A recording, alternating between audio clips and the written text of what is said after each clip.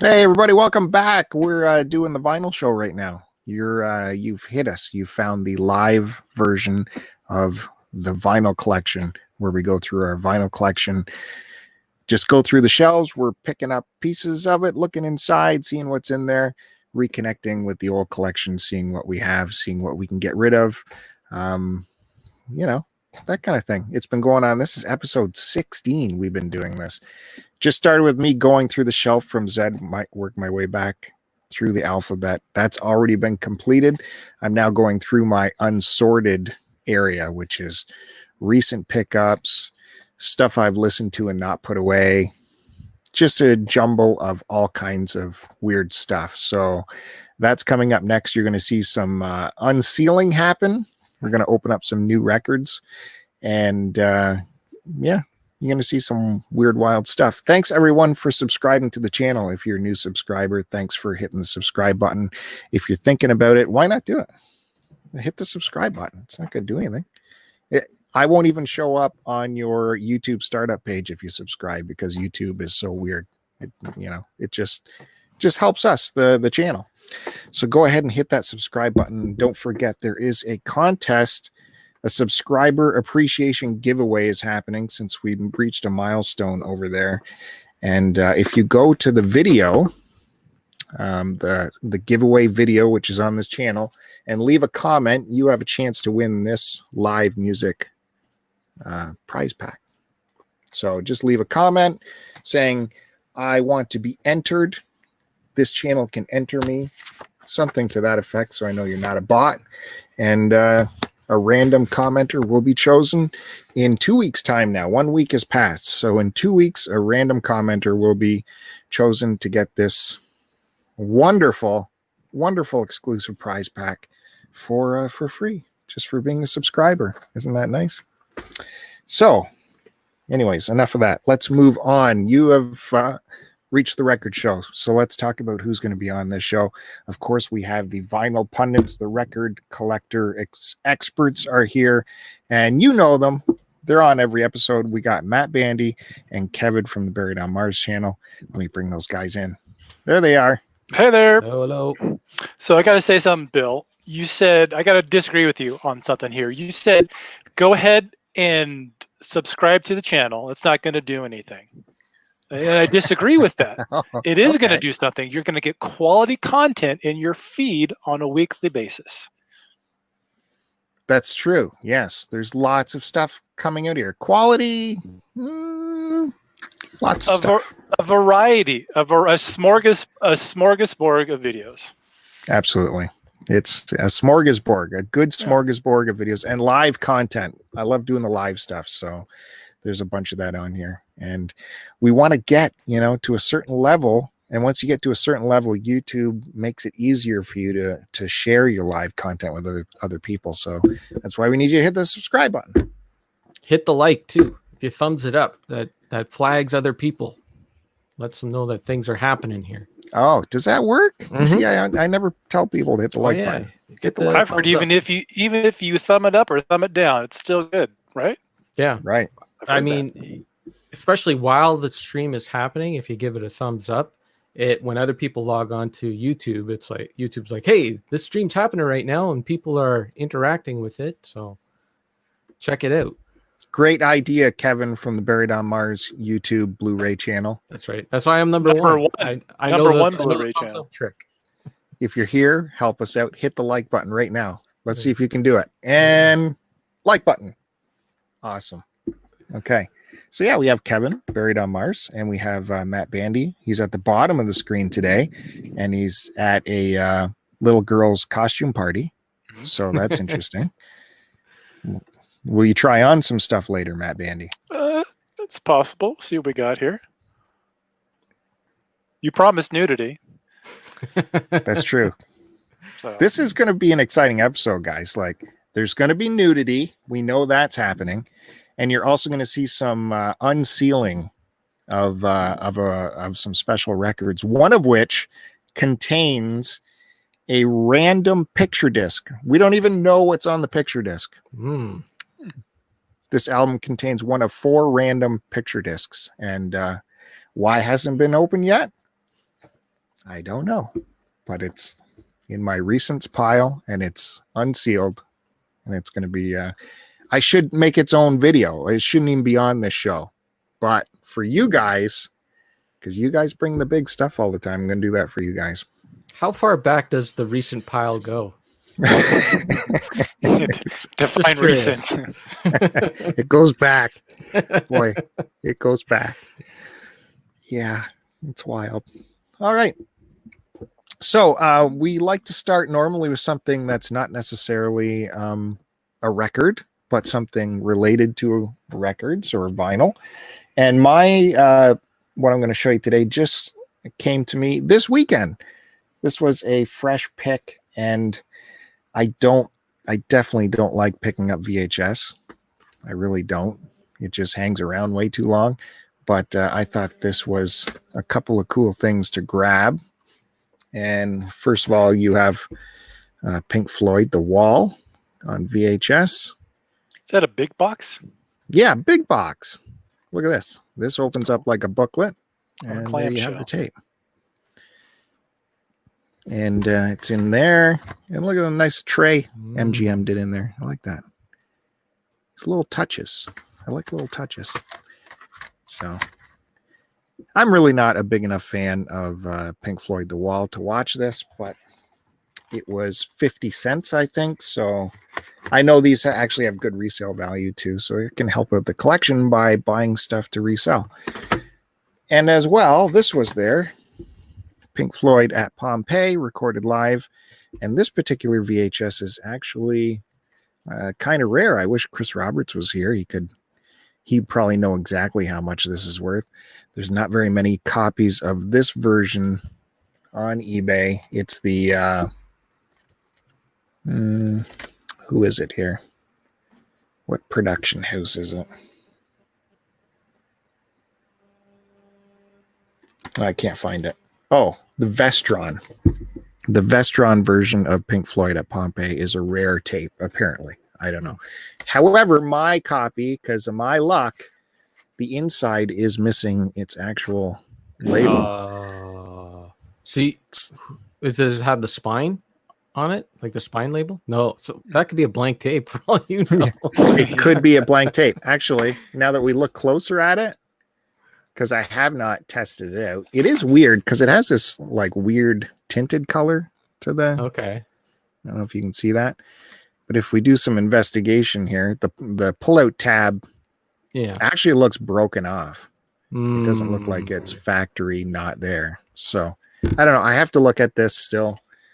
The copies I have seen of this, the label is more like the full box, whereas this has something missing there. Let me tell you, that's the oldest trick in the book. The oldest trick in the book is to hide the porn in the Pink Floyd box. Oh, you're right. I wonder what's on. Well, the lady I bought it off of is not. Yeah, that they were hiding it from her. She's the lady. Oh, that's right. Right. Yeah. Very interesting. Okay, I will check that out. I do have a VCR, and I will be checking. I'll get back to you guys on that. All right. They're 50 cents each, and I was trying to warm her up for a bigger sale. Like, look, I'm willing to buy this. Broke the ice with these two. Let's make a bigger deal. Of course, that didn't work out, but I have those two VHS. So there we go. We broke the ice on this show with Pink Floyd VHS. I can move on now to Kevin. What do you got for us to start the show? Well, first, I need to wish my wife a happy birthday. She just turned 20 this today. And yeah, we had a very good day. We ate sushi and we watched some In Excess. Happy birthday, Sarah. Yeah. Happy birthday, Sarah. Very exciting. Second, I'd like to make a correction from last week. Last week, you might have recalled that I showed a record called Jeff Beck Wired, and it was in a grungy old sleeve, and it didn't even have a insert sleeve in it. Now you can see that it's in a nice, shiny new one because I actually listened to the record. That's what some vinyl collectors do. They actually listen to their records, and it was quite good. It is all instrumental, but it's kind of like a jazzy rock instrumental, and it was good. It's a good one to put on a Sunday morning. Good stuff. Yeah, he's good. The fusion of rock or blues and jazz. Yeah. That's Yeah. Jeff Beck. It's good times. So I recommend it. Okay, so you might have remembered or recalled last week. I said I was getting into my Beatles stuff, so I have all my Beatles records here. Ooh, so this is a huge episode, guys. This is a Beatles episode now. Yeah, I guess so. That's the money. I guess so. I don't think any of my Beatles are like any of the rare stuff. It's all just like reprints or whatever from the 80s, or I don't know. I never look. It was just like, it was all cheap, right? Like every Beatles record that I picked up, it was because the price was right. I wanted to listen to it. It looked like it was in good shape, and the price was right. So these are in my chronological order. And first up is Help, the soundtrack from the movie Help. So I think this is a collection of their earlier tunes, right? It had a nice insert in there. Stuff from the movie. Hmm. You know, I don't think I've ever seen that movie. How is that? I've never seen it myself. I think I've seen A Hard Day's Night, maybe parts of it, but Help I've never seen before. Yeah, I think I've only seen chunks of it too. I haven't seen it from beginning to end. I've never watched any of those Beatles movies. I've watched the Monkees, but they were free and on TV. You know, the Beatles you had to pay for. So it does have the purple capital label on that. I don't know if that means anything. Yeah, it definitely means stuff. You got to have such a memory to remember all the little quirks to figure out pressings of Beatles stuff. I really don't know, but it's in nice shape and it plays really well. So that's why I grabbed it. It's from Canada. Got Canada on the label. Got the old A&M thing there. Yeah, it's Canadian pressing, pretty sure. Just make me look like an old man. I love it when I get you to look over your glasses like that. My eyesight is so bad. Yeah, it's a Canadian. Okay. I need to get bifocals now. I'm at that stage. Thanks for depressing me, Bill, at the start of the show. Can you get the glasses that has the big scope on one lens? No. So you guys were talking about your favorite Beatles record. It's really hard for me to pick a favorite because I like these records for different reasons. Like one of my favorites is Rubber Soul. Mm-hmm. This is like more of a straight up rock and roll, 60s rock and roll record. Yeah, I've always said that's my number 2, but it's real close to being number 1 as well. Yeah, I really like Revolver. That's another one of my favorites. It definitely has my favorite song, Tomorrow Never Knows. But I don't have that one on vinyl. So this is another... Revolver was right after this? Yep. It was like the bridge album from Rubber Soul to Sgt. Pepper's. Yeah. So Rubber Soul, and it's a stereo Canadian printing. It's in good shape. Yeah, it plays really nice. And then my copy of Sgt. Pepper's stereo. We got gatefold action on that. Oh yeah. So this was a nice copy. You got the band in there. All your lyrics on the back.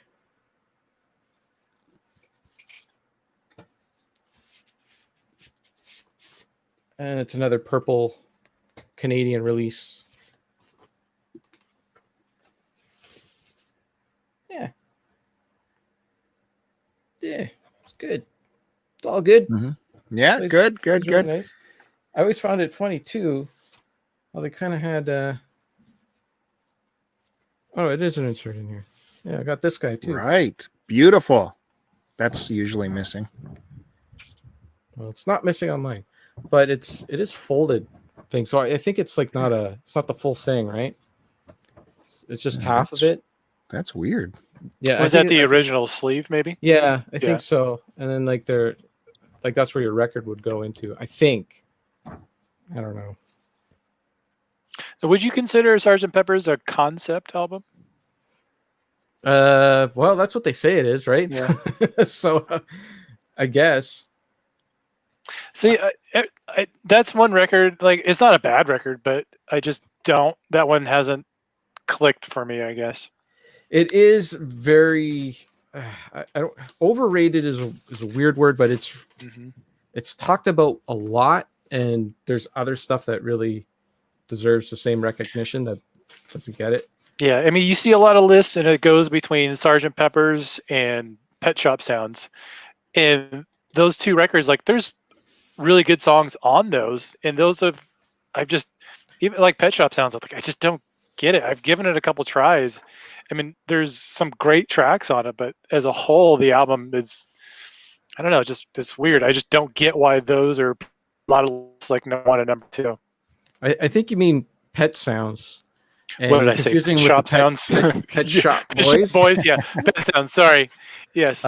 Thank you. That's fine. It's fine. I think it's one of those things where you have to be there. You had to have been there. Like, it's like us trying to explain the whole Kurt Cobain thing to someone that's younger that didn't go through it. Like, they would just say, well, that's just another alternative album. They were a dime a dozen back then, you know? But, you know, when you're like, I remember, like, grade 9 starting off, I go into the classroom, and at the beginning of the year, everyone's talking about Ozzy and AC/DC and Guns N' Roses. By the end of the year, all the girls wanted to hear on guitar was Nirvana, and that's all anyone talked about was Nirvana, Pearl Jam, Alice in Chains. Like, the music just changed on a dime, just like that. And it was really that Nirvana album that really, really did it, you know?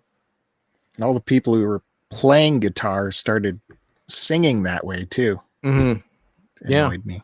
Yeah, it changed everything, you know? So I don't know if, like, people who didn't go through that time. So I think that's what those albums really are. Like, Pet Sounds came out first, and the Beatles got inspired and came out with Sgt. Pepper's, and I get, like, the advances in, like, the recording techniques and what they used and how they got different sounds, and, like, I get that, but as a whole, yeah.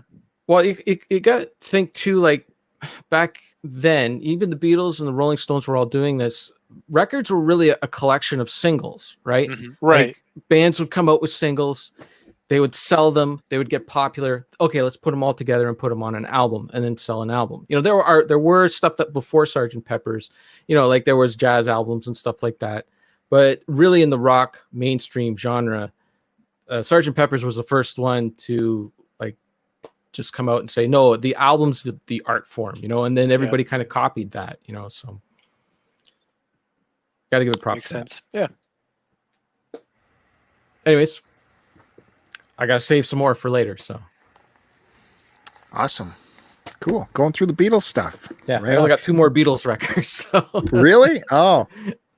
Now, I did a video on Beatles stuff you'll find on this channel. Happened a long time ago, where I went through the Canada-only Beatles records that were only released in Canada, the Capitol 3000 series, I think they're called. And I had to do this deep dive because I wanted to figure out how these records were different than what Americans got, and how are they different from what they got overseas. And it's just crazy how we got completely different mixes from what, you know, they got overseas. But I also learned how you could tell which pressing factory in Canada pressed each disc by the ring left on the label. So you could see the diameter of the ring on the label, and you go, oh, that one was pressed at this label in Montreal, or this one was pressed in, you know, this factory in Brampton or something. So Canada got different mixes of those Beatles records? Yeah, as did the States, because I think the mixes just came over, and you could just put whatever you want. You could mix them however you wanted. And they were different mixes. Yeah. You gotta go check out that video because I can't remember anything. Yeah, I don't think I've seen that one.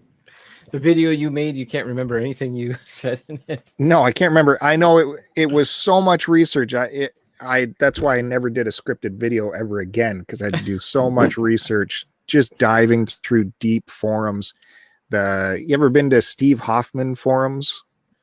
No. He's the audiophile. He's a famous engineer or mixer, I think. And he's just developed this audiophile community. And these are the guys that retain all this knowledge. And you ask a question about, you know, a Beatles matrix, and they have all the answers, and they can tell you which engineer, you know, stamped this. And it's just wild. Anyways, Lots of info in that video, most of it correct. Check that out. Okay, Matt Bandy. You brought your stuff with you to the costume party here? Mm-hmm. Yeah, it's only a couple blocks from my house. So cool. Yeah. So I'm going to start off with some vinyl adjacent stuff today, as I had in the past. I think I've talked about maybe last episode or before I mentioned that I used to do I was part of a vinyl only DJ troupe that met a couple times a month at a couple different venues in my area, and once a year we would have an event. It was basically like a huge dance party at what's called the Madonna Inn. It's in San Luis Obispo, California, and if you've never heard of the Madonna Inn, it's kind of known in California as being a very unique, kind of swanky, old restaurant and hotel. And we would have basically a 60s dance party there, usually in March. And it would sometimes coincide with other events that we were involved in too. But for those events, we made these special, basically they're compilation CDs, but they're made to look like 7 inches. And the name of our troupe was, we called ourselves the Ideals. There was three main DJs in it, but this one was we did a little Godzilla theme, and but the track lists on these were made up of a lot of songs that we would play live. A lot of our favorite tracks we would spin, and the first 13 were basically we split it up between just like R&B and like garage mod type stuff, and then the other half would be more soul and R&B. But yeah, on this one, some standouts were a track by Bo Diddley 1969. If you've never heard that track, that's one of my favorites. Police on My Back by the Equals. That was the Equals were kind of an obscure British R&B band from the late 60s. It was later covered by The Clash, and I think Green Day might have covered that song too. Let's see, what else is on here? There's a great song by Otis Redding called Shout Bam. That's one of my favorite tracks. But so this one's from 2014, and the CD was put a little Godzilla label on that too. Nice. A lot of times when we would do the shows, we would have a lot of times when we would be spinning records, we would have monitors behind us, and we'd throw on old Godzilla movies or some random weird 60s stuff. And then the one from 2015 had like a kung fu theme on it. And let's see what tracks are on here. Stepping Stone by the Monkees. It's a great song. Seeds, Pushing Too Hard. It's another great track. What else here?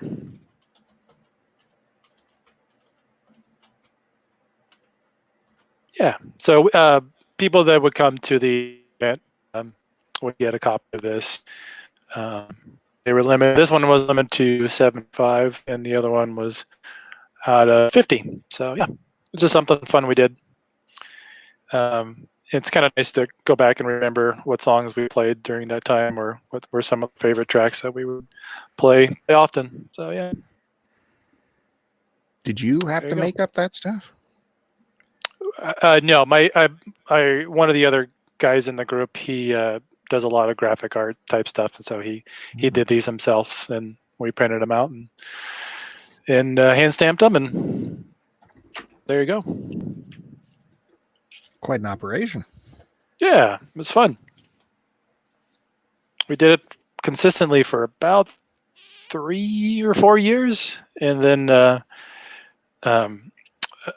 just kind of actually one of the locations that we were was kind of our mainstay changed ownerships, and they stopped having it, and yeah, just life stuff. But it was a fun time. Okay, very neat. I guess it's my turn. I'm gonna start with. Might as well start with the nudity, I guess. It was promised. Well, where is all the viewers? Where's all the likes? Come on, you want your nudity? Get some likes going. Let me change my camera so you can get full detailed nudity. Full frontal. Of course. Nice. Okay. So Kevin was talking about Beatles stuff, so this fits in with the Beatles stuff because it's a Beatle and there's nudity. So I wonder if the viewers know what I'm talking about. You should be on the big cam for this. I'm gonna show nudity. Okay. Here we go. There we go. There you go. Yeah. Keep your faces Now I in can there. see. Okay. I don't know what we're supposed to show here. So It's all art. It's all good. this is John Lennon and Yoko Ono. They ran off to their residence and they wanted to record their own album. This is in '68, so the Beatles were still fine. And it was just a solo project they did. And, John and Yoko, being John and Yoko, decided this is the back cover, by the way. That's the back cover. Hence the backs. Mm-hmm. Yeah. Mm-hmm. So, yeah. Then there's the front. There's the front cover. Still plenty of nudity for you kids out there. Still plenty. Put in the old bank for later. Just see Phil like, all right, let me put this right there. No, that's not right. Let me take that off. And no, I got to show a little bit of pube. You got to show a little bit of pube. You got to show that it's really happening there. They really went all out. It definitely happened. So, obviously the record industry or the distributor had a bird when they saw this, and they actually released this. It comes with a sleeve, just a plain sleeve, brown paper sleeve goes over it, and there was cutouts for their faces in the sleeve, and that's how they managed to release it. And obviously it didn't sell well, as far as I know, because it is avant-garde, just like noises and whistles and grunts and just it's weirdo stuff. It's avant-garde stuff. If you listen to the White Album, Revolution 9, it's kind of like that, except for the whole album. So Yikes. I found this at one time. There was a like a pawn shop opened up in the plaza right near my house, which was strange. Oh, Kevin, were you around when that opened? No, I don't remember that. Two brothers opened a little pawn shop, and this was there on a pile of records. And I traded something for it, and it's not like this is in great condition. I don't know if you can tell. There's like little cut marks here. Like someone used it as a cutting board or something. They were slicing something, and it just used this to protect their desk. That's how much they thought of it. So I don't think I paid any money for it. I just traded something small for it just to add it to the collection. And it's got its original paper sleeve. It is on Apple Records. 2 versions composed by Lennon Ono, published by Apple. This is just basically one big band. Is anything listenable on that record at all? I mean, it's it's stuff. You can put it on in the background. It's fine. I'd say that Revolution on the White Album might be more annoying than this. This seems a little bit more low key.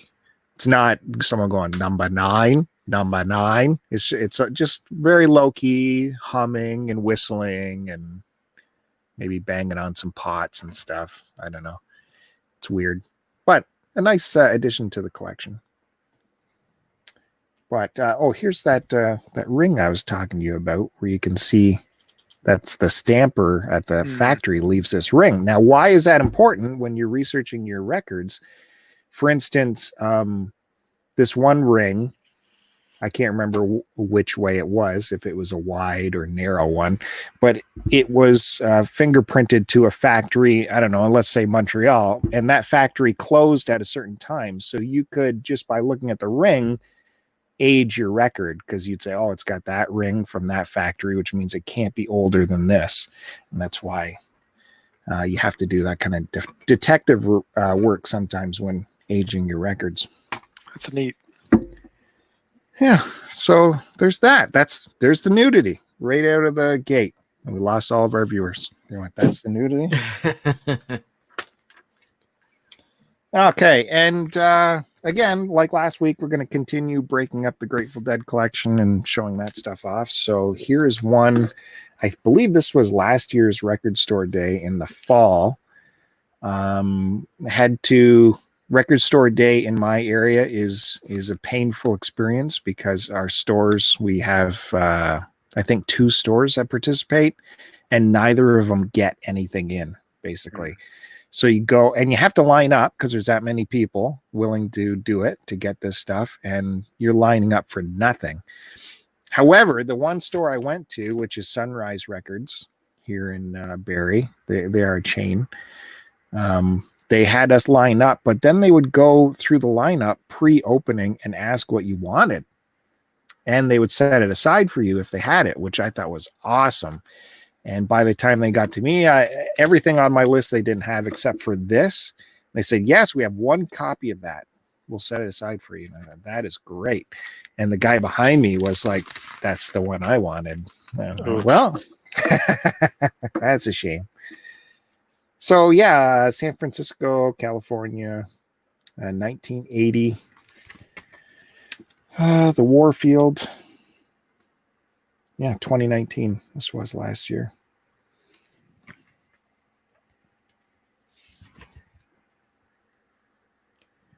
Got the boys there. This is an acoustic concert.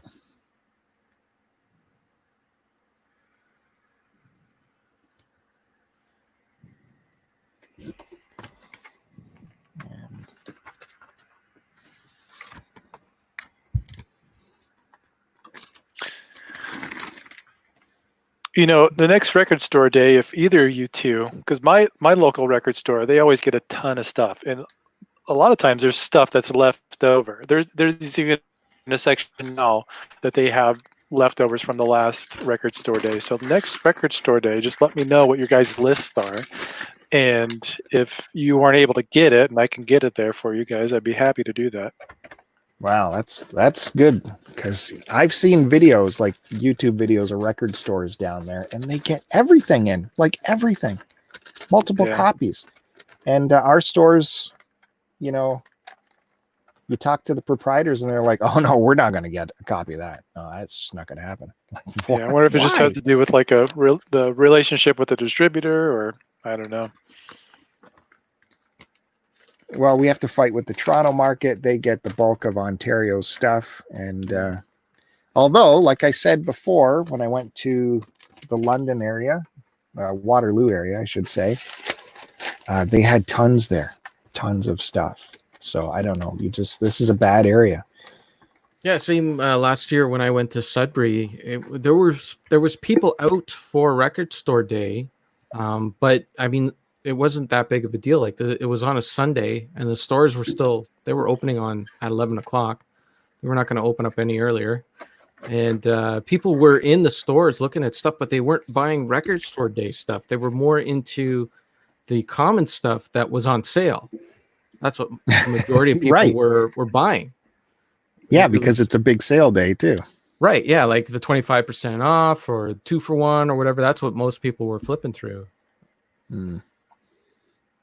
Yeah. And as well, this Sunrise, they used to be real jerks about record store day too. They would open up an hour early for members only.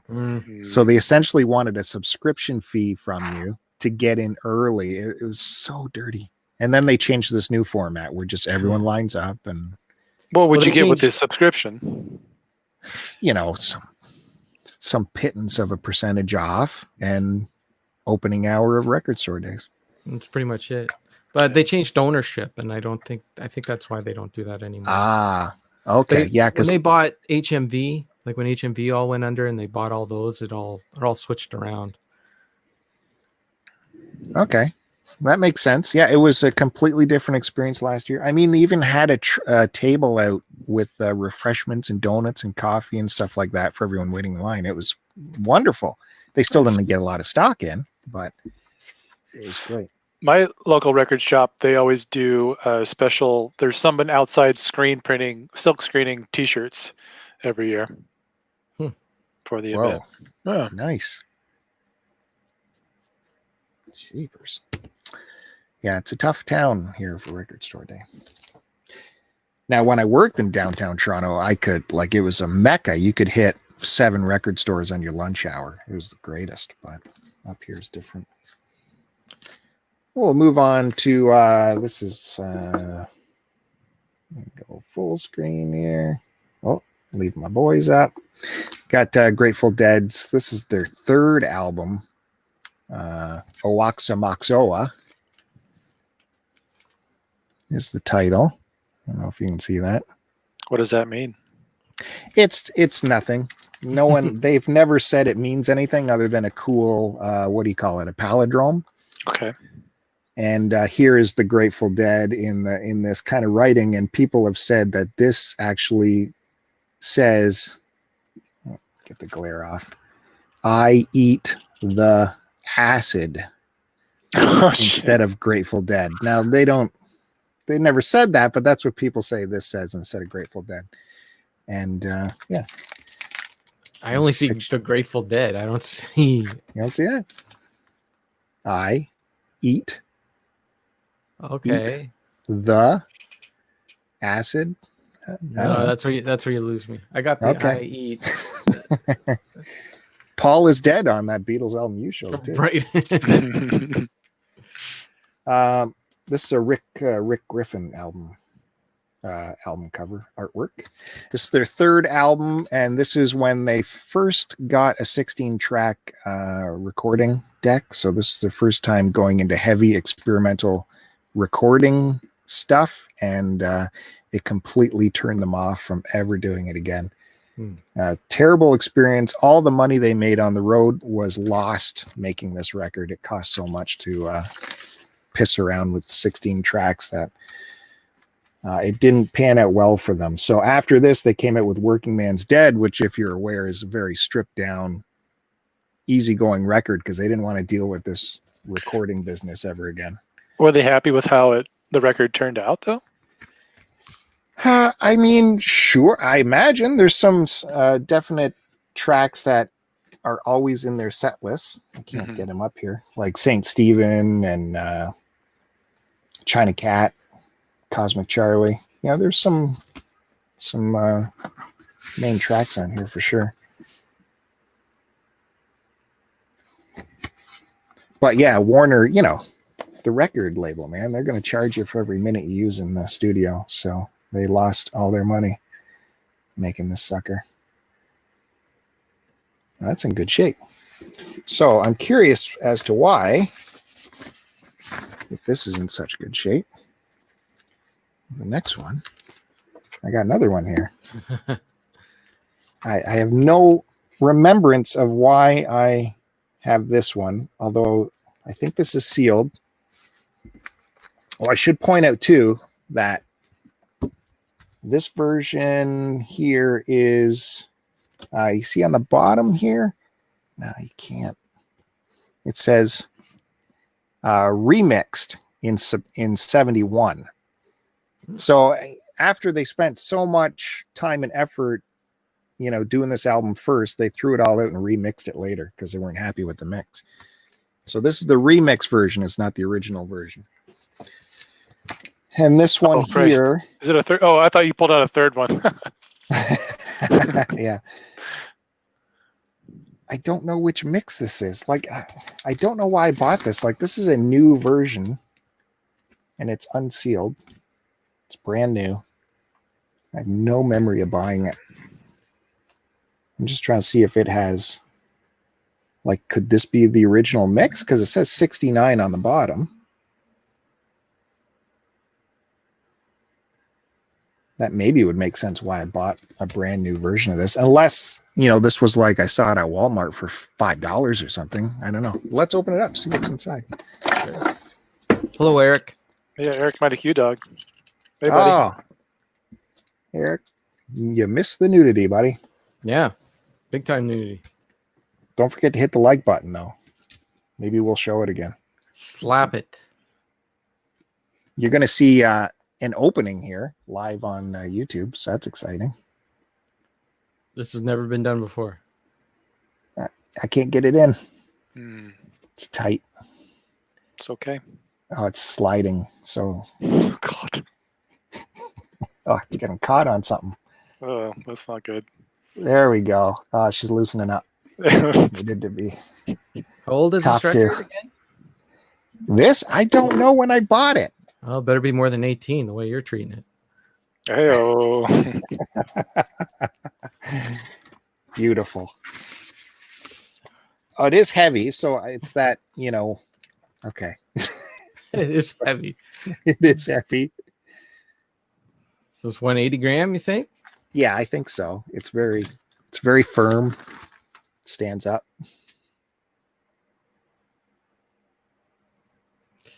Well, you know what you could do is you could actually play the record and see if it sounds different than the other one you have. Yeah, we definitely have to do that.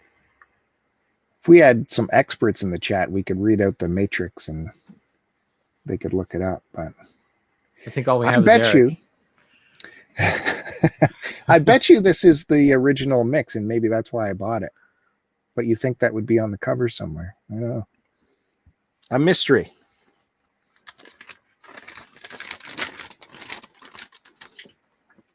Anyways, got a I barcode will. there. Scan the barcode.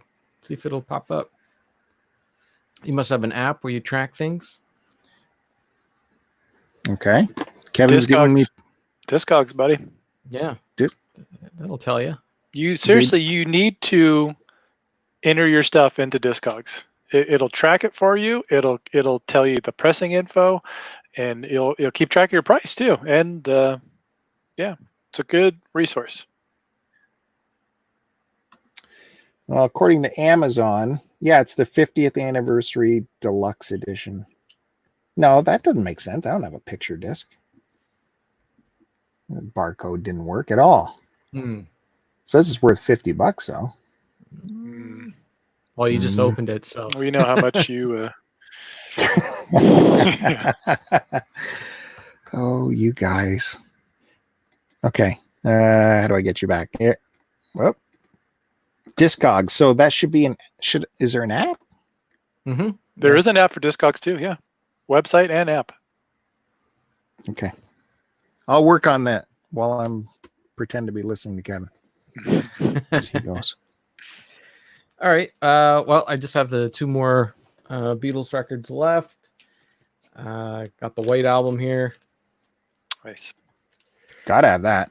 Not the best condition. White Album. I don't know if you can see, it's a little ring wear and dirt, but the record's inside. Is there any numbers on the cover? Is it embossed with a number? It is just embossed with the Beatles. Just says the Beatles. Original pressings were numbered. And there's on no the sleeve, right? There's no inserts in there. Oh my goodness. No internal sleeves. Oh, no sleeves. That's something terrible. And these are Apple as well. The Apple label ones. I think that they were. I think they were done with Capitol by this time, right? I don't think there are Capitol of the White Album. I don't know. You never know with different countries who got what for licensing. Yeah, it's got a little bit of Cat Scratch Fever on there, but again, the price was right for it. So. That record was kind of a game changer for me. Up until hearing that record, I was only really kind of familiar with the hits, and I had a buddy who recorded his copy for me on cassette, and I was like, "This is the Beatles." I was hearing like songs like, "Helter Skelter," "Happiness Is a Warm Gun," "Rocky Raccoon." I was like, "What is this?" It just blew me away. Yeah, I can totally see that. Mm-hmm. So it's not the greatest copy in the world, but it's a copy, and it plays well. I do need to put some inserts in there, though. I have some. And it's another one that's sometimes it is my favorite. Yeah, that is mine. Abbey Road, especially side 2. Side 2 is just brilliant. Oh yeah, that's perfect. It's like one big giant track. Mm-hmm. Where it all just works. This one doesn't have the paper sleeve in there. Oh, I guess I'm wrong, because this one's a capital as well. So I guess I'm not sure at what point they ditched the Capitol records, went all Apple. It all depends on when Capitol, like here in Canada, ran out of the license. Yeah, maybe. I guess. Did you listen to that Stern show when he had Billy Joel on for the whole show, sitting at the piano? I heard, like, I listened to him interview Billy Joel. Is it something more recent, or? It was a while ago, but I mean, he had him for the whole show, and Billy Joel was sitting at a grand piano for the whole show, and he does the Abbey Road, the Beatles medley. Wow! Yeah, oh yeah, I did hear that. Yeah. It's awesome. Just off the top of his head. Yep. So okay, so that's it for the Beatles. And believe it or not, I have far more records of this next band that has been around for maybe a third of the time that the Beatles has been around. You still in the bees? Still in the bees. It's a band that I introduced to Bill. And Bill fell in love with them right away. Of course, he doesn't buy any of their stuff, but I'm a real fan, so I buy their stuff. Got a clue? Got a guess? Yeah, I do have a guess. It's Boys not to Men. True. Boys to Men.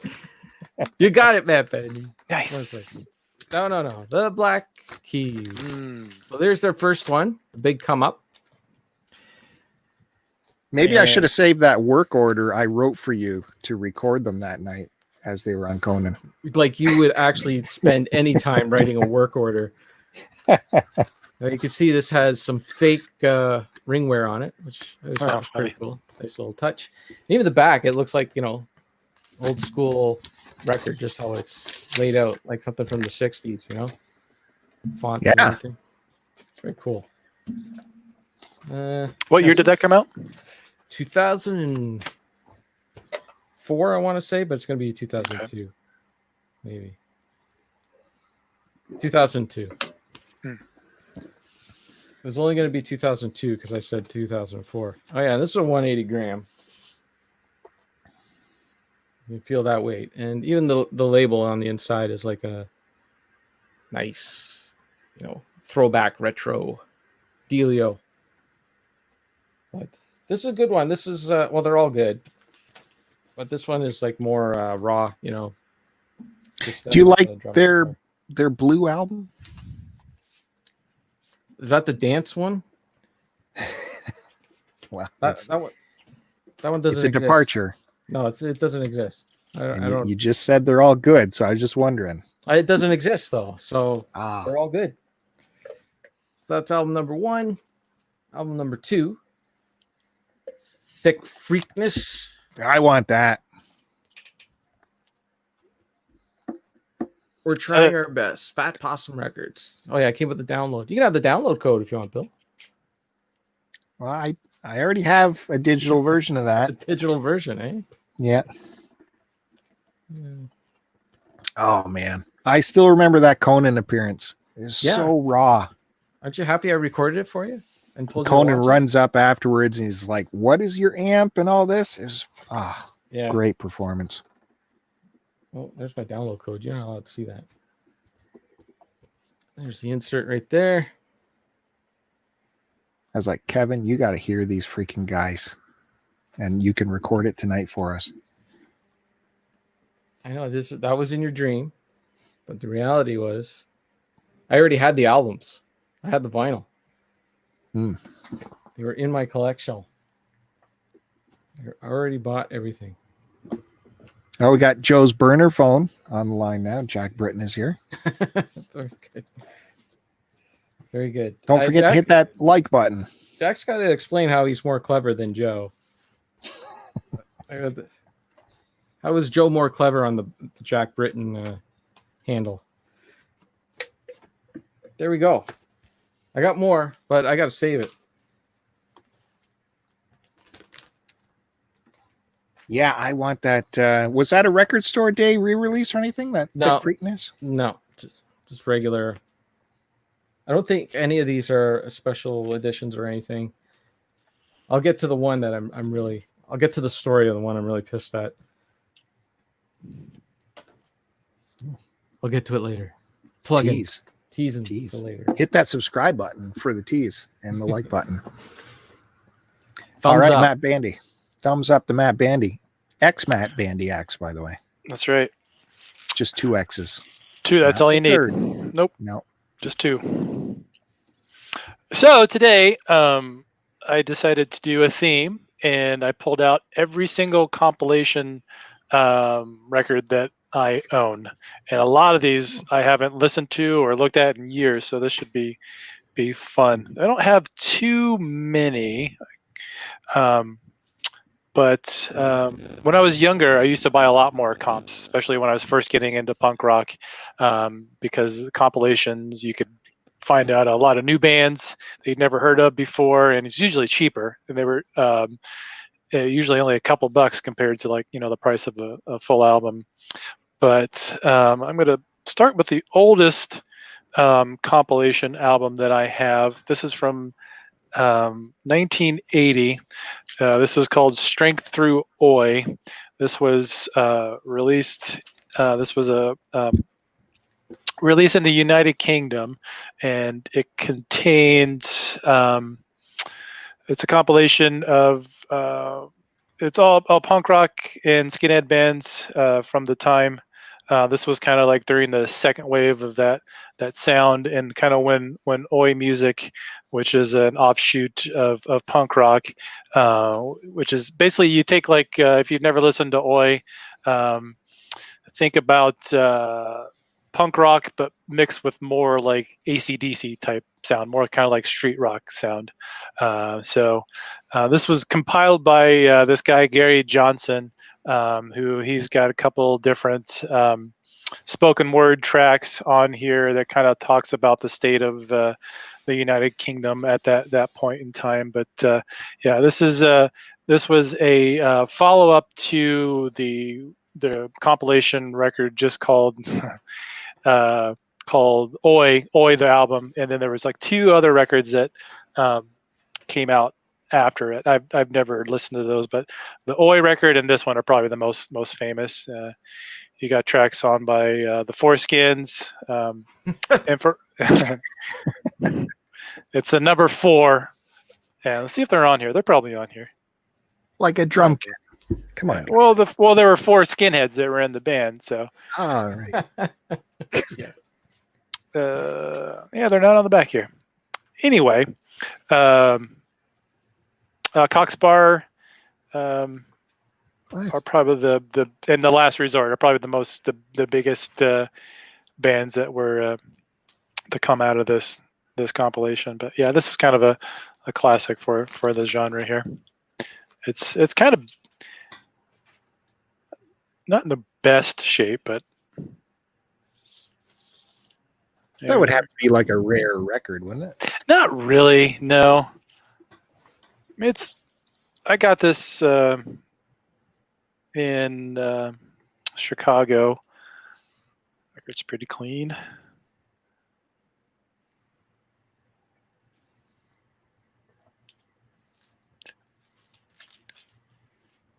Let's see if there's anything on the matrix. Nope. But yeah, this is a phone record.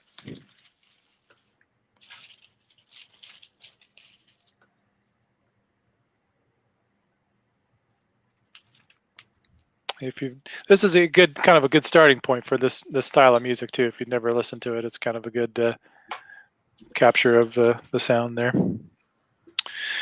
And this next one is an SST compilation. There's some more nudity for you guys.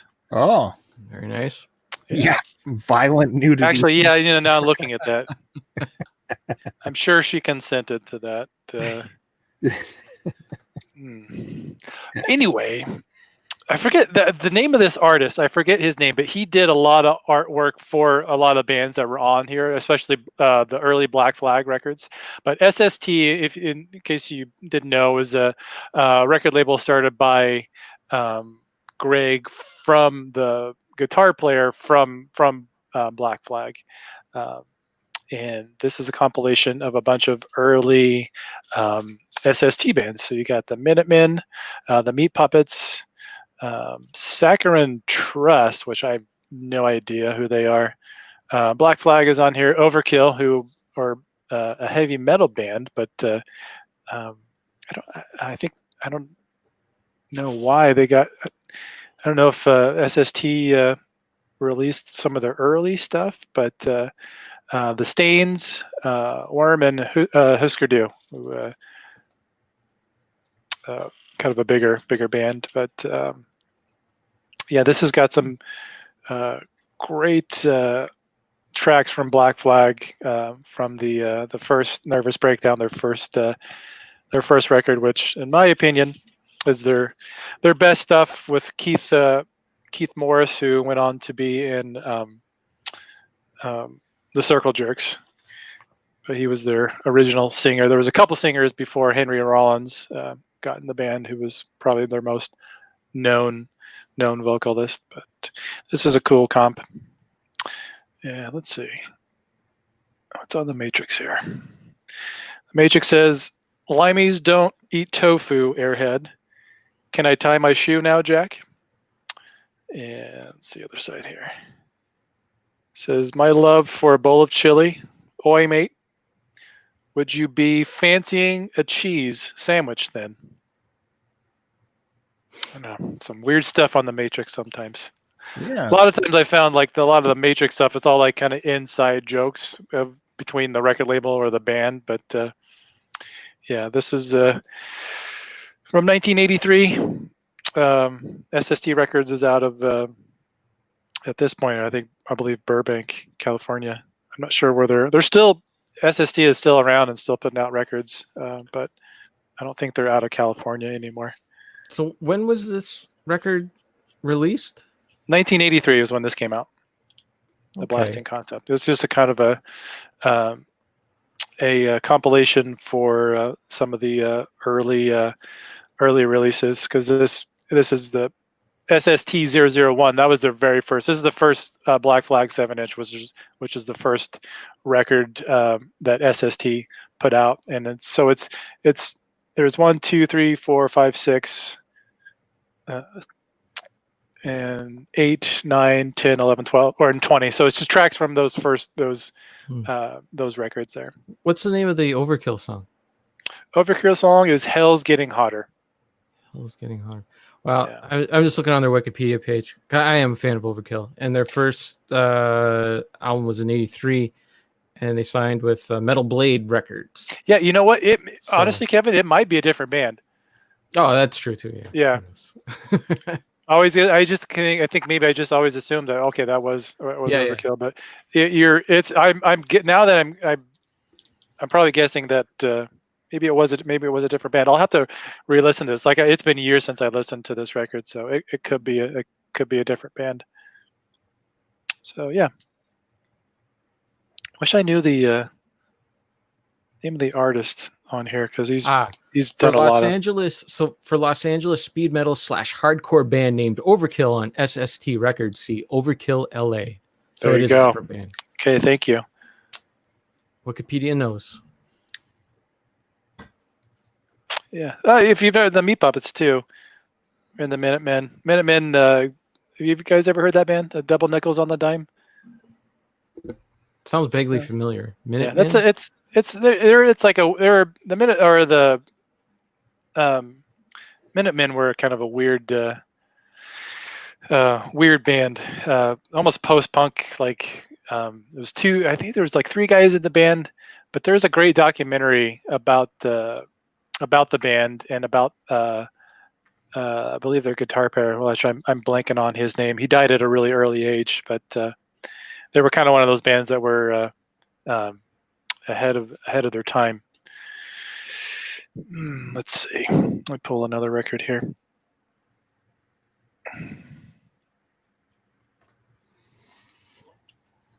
Okay, let's pull this one here. So this record is a compilation called Mein Kampf. And you got a picture of old George Bush on there, and this was the re-election repress. And so this is obviously not showing a good light on Mr. Bush here, and he did not get reelected this year or that year, whatever this year came out. But so this was the second pressing of this record.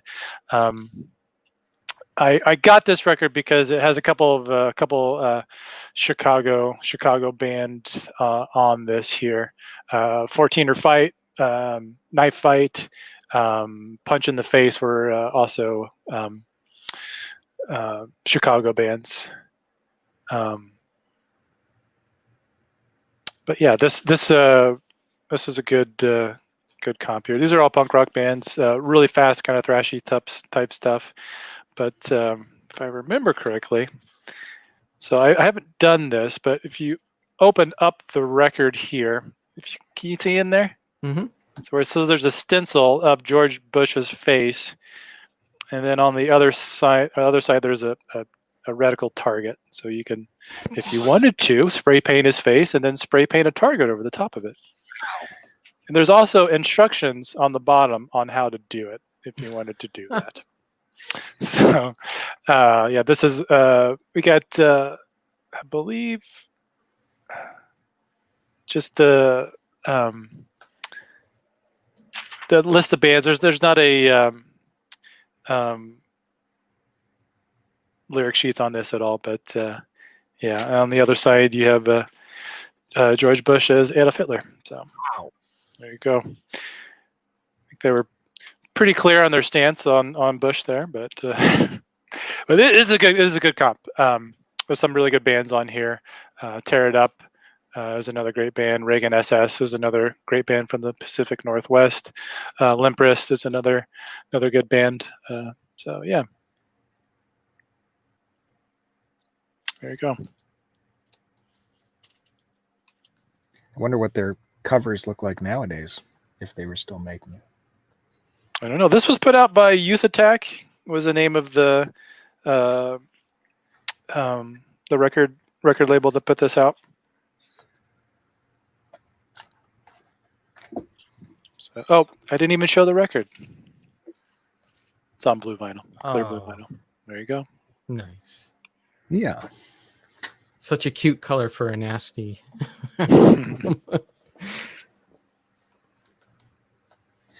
Yeah, so we can move on from all of Big Bandy's raging bald men to all my guys have long hair. I don't. We have major differences here in artists, and we're just past the 1 hour mark, so we are going to do a very special reveal. What we teased earlier is going to happen next, guys. This is going to be big. Started with nudity. Now we're going to open up a sealed record to discover which picture disc is inside. That's exciting. Well worth hitting the subscribe button for. Let me just switch this over for a second. See you, Eric. Bye, Eric. You're going to miss the picture disc. Yeah, this is the big deal, Mighty Q Dog. Jeepers. I'm telling you. We just got to keep talking about him more. Eric, I love his beard. I enjoyed his pickup video this week. It's good stuff. Okay. So what record are we talking about? We're talking about the this reissue, this Record Store Day reissue of We're Only in It for the Money, Mothers of Invention. Got Frank Zappa here. with his take on Sgt. Pepper's. And Kevin was talking about his record store day in Sudbury because this is where this came from. Kevin picked this up for me. So this record has seen a lot of kilometers. And this was the only copy they had too, right, Kevin? That was it. That was the only one there. And But it was from the record store day the year earlier. Oh, was it 2 years Yeah. ago? Yeah. And he texted me it, and I'm like, oh yeah, I really want that. But the price on it was, Mhm. time out. Let me think for a second. And I still remember Kevin said, if you don't get it, I'm buying it. Can't let Kevin get it.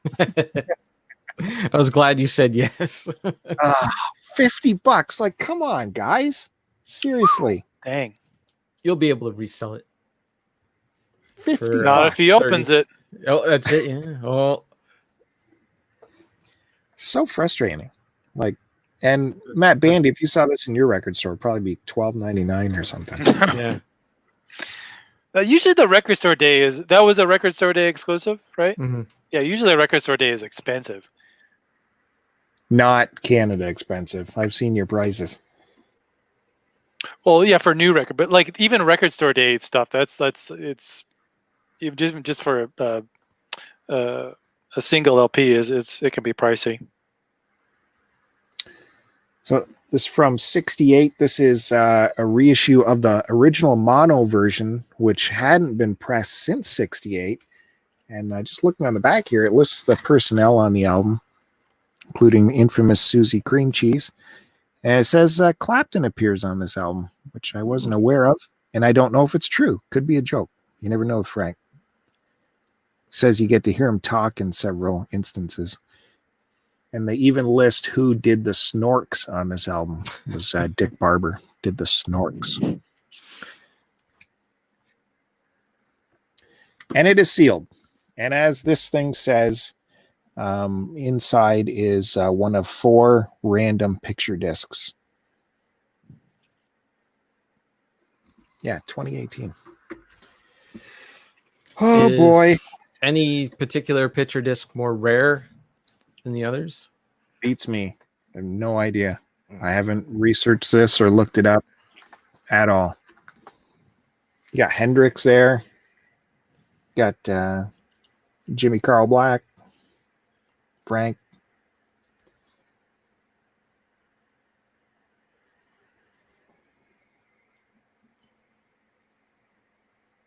Lots of stuff going on there. Was that what's his name getting shot up there? The picture of who killed Kennedy? Oswald? Oswald, yeah, it's the picture of Oswald getting shot there. Oh, yeah. Jeez.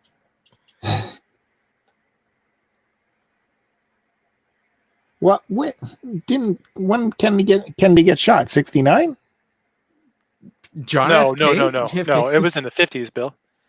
Oh, No, JFK was assassinated in 1963 or 64. 63. okay. 63? Yes. Yeah. Let's open this puppy up.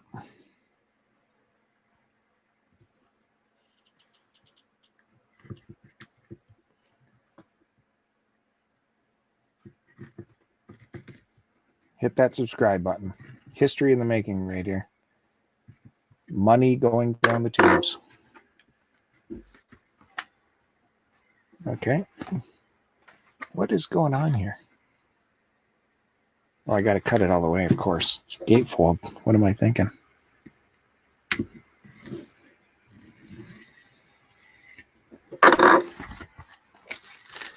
As Kevin says, we got to keep that, apparently.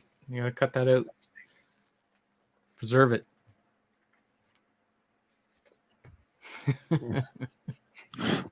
Some handsome women.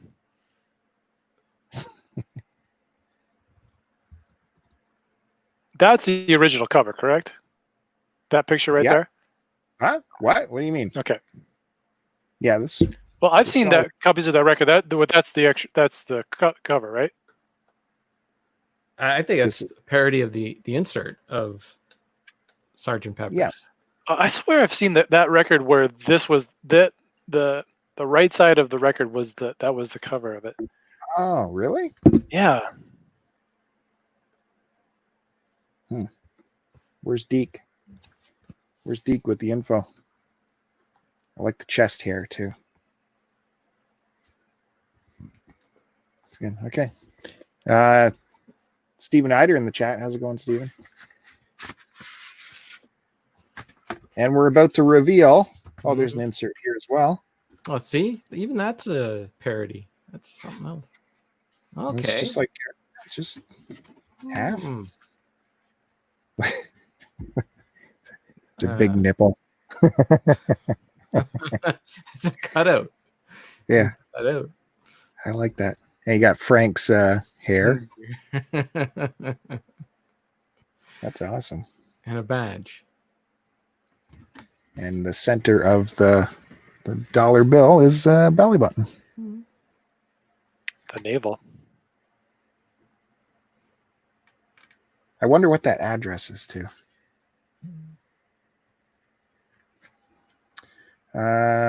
Okay. Yeah, that's neat. Okay. Here we go.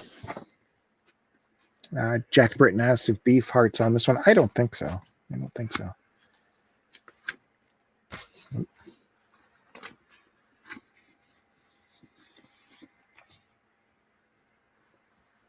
We're only in it for the money. That's cool. It's the drum. Bass drum. Yeah.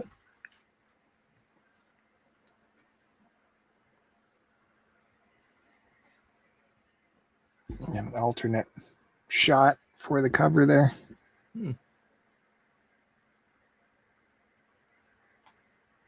Or the first row, I should say. That's the first row. No, it's it's the first row, but no, the rest of it's all the images they put in there. Yeah.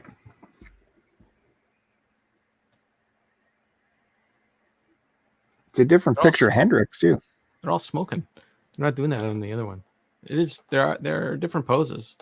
Yeah, it's different pose, but same. Yeah. Was Hendrix actually there? They got a different pose for him. I thought he was cut out. He's definitely cut out here. Yeah, but this looks real. Yeah, real authentic here. They had two cutouts.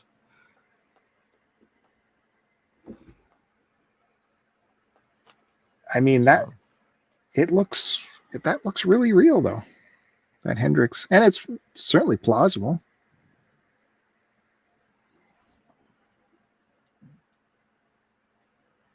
Yeah, I like it.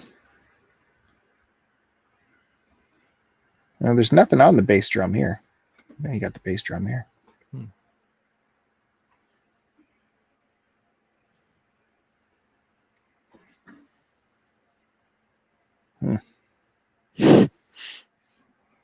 Sorry, I'm just enjoying it. Looks cool. Wow, I am spent after that. I need to get something to drink. Man, dying of thirst. Woo, that is beautiful. I'm sorry, I don't get to look at good records from my own here very often. So I'll be right back. Okay. So Kevin's walking away, getting a drink. That is the picture disc for this record store day exclusive. $50 for one record. Was I crazy or what? That's kind of crazy. I wonder, you guys made fun of me last week that my Rolling Stones exclusive was actually worth not much. I wonder what this is reselling for in Discogs. I don't know. How much did you pay for that Rolling Stones one? That was free, remember? Oh, yes. That was a freebie. So that was cool. Well, if Kevin's not here, I might as well keep going with one more. Yeah. And this record was super tough for me to get. My local record store could not get it in. And when he did, it sold out really rapidly. And because this guy is responsible for reinvigorating the vinyl industry, I would say, although Matt Bandy will probably argue with that because his punk boys have been working pretty hard to keep the vinyl action going. But yeah, this record, Lazaretto, Ultra LP, because there's all kinds of cool stuff on this record besides just the music. He tried to keep it very interesting to push a lot of sales, and this thing jumped in the sales department pretty fast. Like I said, I couldn't get it at my record, so I think I had to end up ordering it from Amazon, and eventually it showed up, but my record store couldn't get it in. What year was this from? 2014 from Third Man Records. Let's see what's inside here. This is another artist I introduced you to. There he is. Got some. Oh, there's still more stuff. Oh, there's a code there. Oh, yeah, I got my receipt in here. I was just telling Matt Bandy how impossible it was to get this album when it came out. Why is that? Because so many people were buying it. Oh. And it was just like his pressing plant pumping it out. So, yeah, it doesn't say how much I paid for it. Oh, yeah, no. I did order it from Amazon, but I had to get it from, and I've bought from them before. It's called Reflex in the UK. So this actually shipped from the UK to get to me. That's how far I had to go to get this record. Even Amazon Prime didn't have it. But that Reflex, they're really good, and they'll get you your record really fast and cheap. Like, I think it was the cheapest price, even though it was coming from the UK, even though it was made here in North America. Here's a lyric sheet.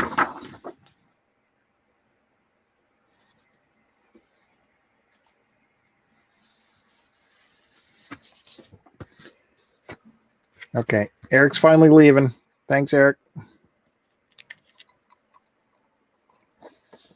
We got our thumbs up out of him anyways. It's all worth it.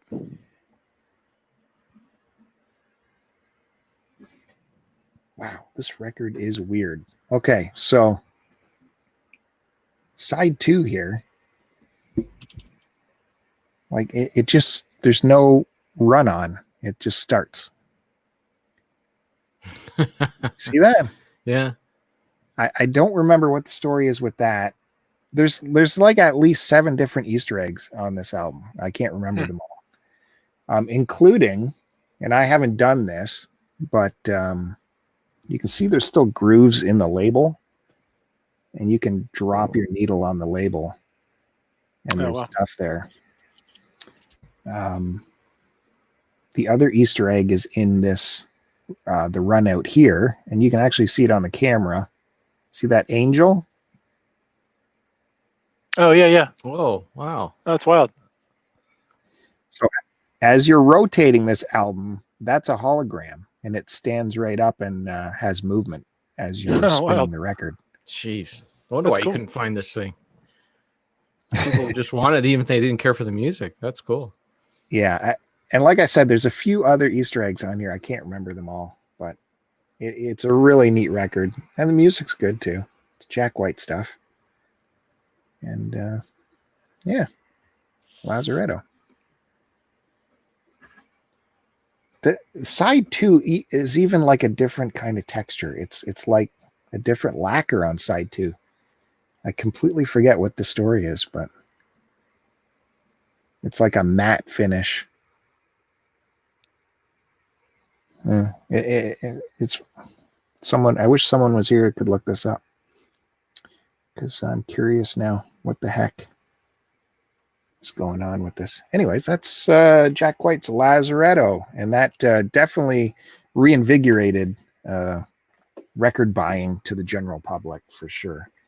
It sold a lot of records, got people interested in the vinyl craze again, who weren't into black metal or punk or, all that stuff. How's your drink there, Kevin? Oh, it's refreshing.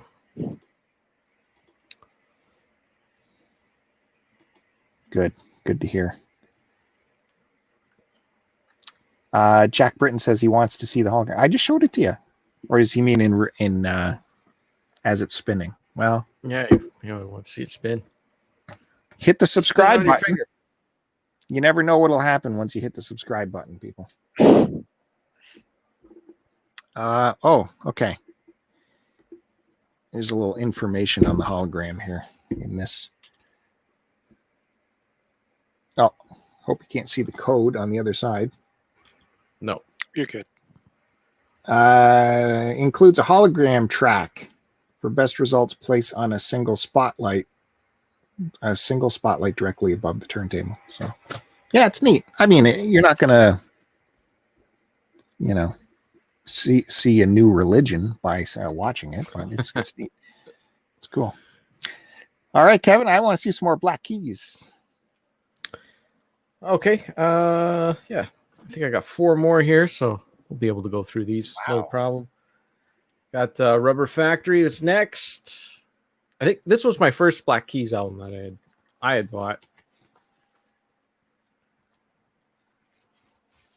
This is when they started getting popular, getting on the Conan O'Brien and all that. There's nothing on that side. Why am I showing that?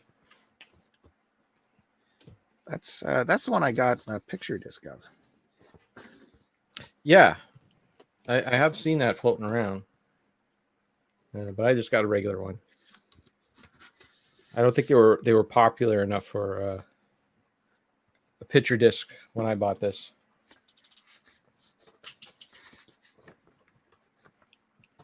That's another good one. I actually should put this in a should preserve this sleeve. Yeah, the sleeve. That's I'll preserve that. I'm really disappointed that it's like that right now. I know. Well, I'll have to correct that. And then next, this was a big one for him. Attack and Release. This one came with the CD. For a while there, vinyl records were coming with the CD. Yeah, that was good times. Yeah, so you'd get both. Not even a download code. You get this. Now the CD wouldn't come in a pack. Hey, this is still sealed. Well, here we go. Uh-oh. Time to crack this open. I kind of believe that this Lazaretto came with the CD too, now that you mention it. Yeah, this is a gatefold too. Wow, another unboxing. Here we Hit go. that subscribe button. I do have this on CD as well.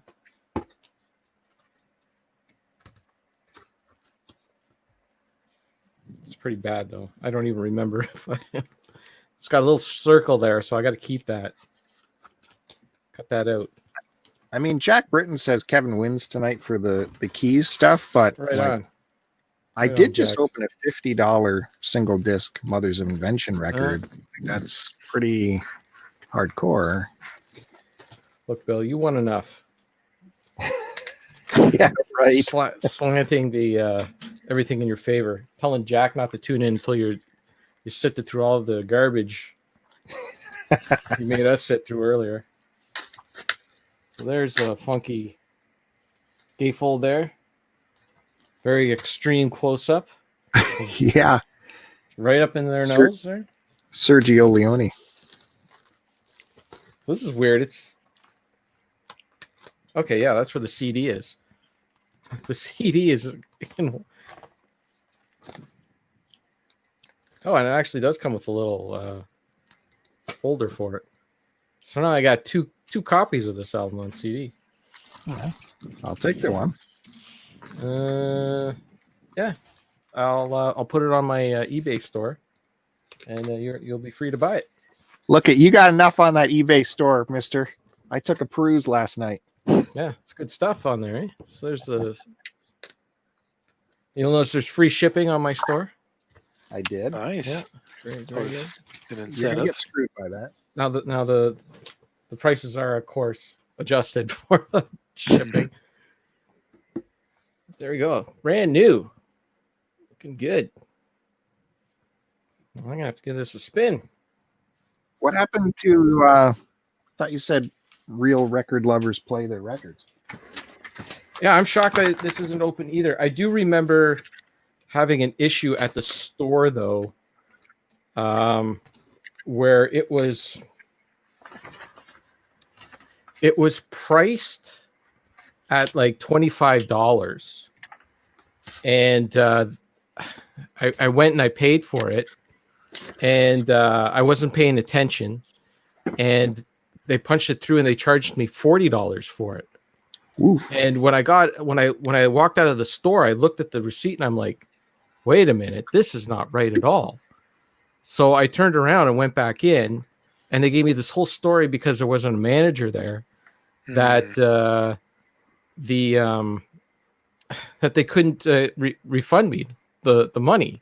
And I'm like, but you charged me the wrong amount. It says right here so I had to go back the next week, and this was in Newmarket, which is about a half an hour away. So I drive back out there the next week, and I said, look, you put the wrong price on here, and that there was no manager here. So manager comes out, and they're like, okay, yeah, we can refund your money and all that. I'm like, okay, great. And they start doing the refund, and they refunded me $40 and started taking the record away. And I'm like, wait, no, that's not. I want the record for $25.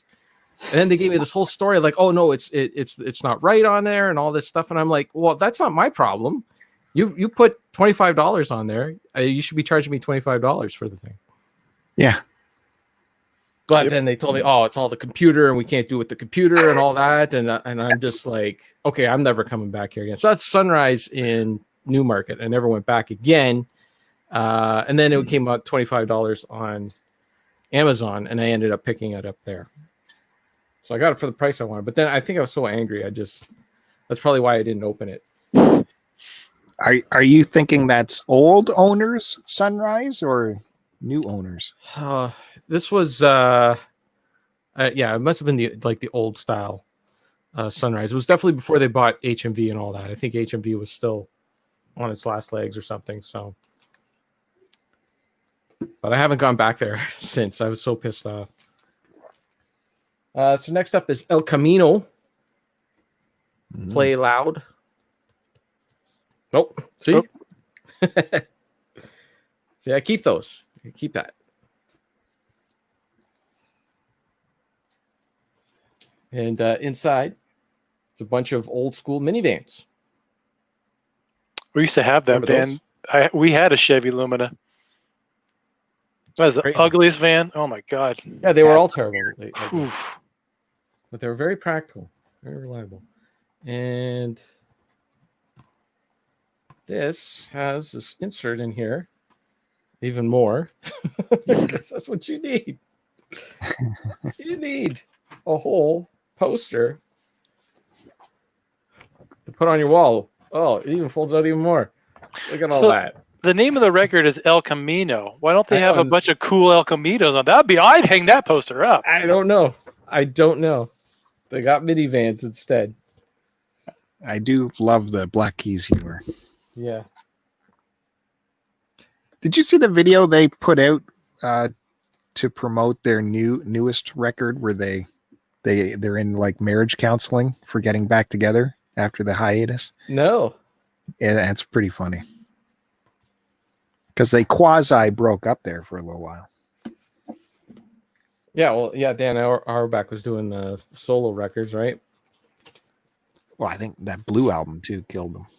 Well, they did an album after that one.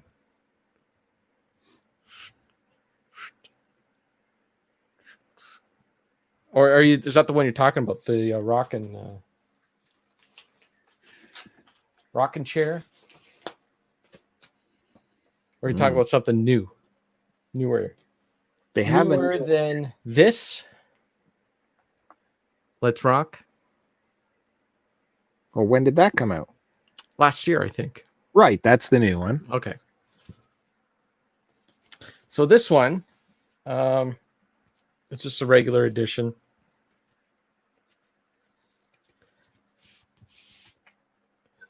Is there anything in there? I don't think so. Oh yeah, there were some stickers. I thought it was kind of cool. Yeah, I'll put that away later. And just regular black vinyl. So this one, there was a special edition, a special color vinyl edition that I did see at a store in, oh geez, it's by the lake there, where they shot Stephen King. What's the name of that town? Port Hope. Port Hope. That's right. So there is a store there in Port Hope, and I was in there. It was a hot day. It was last year. It was a really hot day, and I was flipping through all the records. And in this store, he had colored vinyl of this for $25.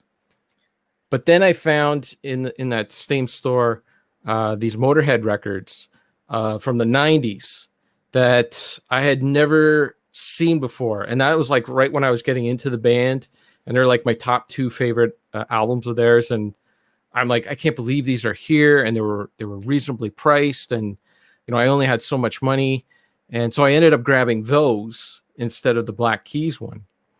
And by the time when I got home, I went and checked, because as I'm punching everything in and all that, I'm like, I wonder what these Motorhead albums are like. How much are they worth or whatever?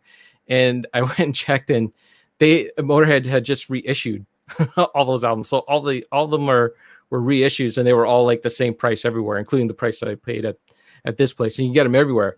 But that Black Keys colored vinyl album of Let's Rock, never found it again. So I ended up buying a regular version for $28.99. I bet you that was Kohlberg, right? Kohlberg? Maybe it was Kohlberg. Yeah. One of those. There's a super hot record store there. I mean, it's got super the dog, hot. the dog that sleeps on the floor. Yeah, because it's so hot. Yeah. Okay, that's right. It was Kohlberg. Very traditional record store, one with no air conditioning. It's super hot. He's got a fan. Sarah goes in there. She's like, I'm really sorry, but can I use your bathroom? Because she always has to go to the bathroom. Can I use your bathroom? And the guy looks at her. He's like, this is a record store. She's like, well, yeah, but you got a bathroom, don't you? And she ended up talking to him, and the guy was like, okay, yeah, sure, you can use our bathroom. This was before COVID. This was last year, right? So, anyways, it was a good store. Yeah. It was really nice. A lot of nice stuff in there. That's where I found a couple of AC/DC bootlegs in there. So, yeah, it's good. It's worth the trip to Coburg if anyone's listening from Ontario.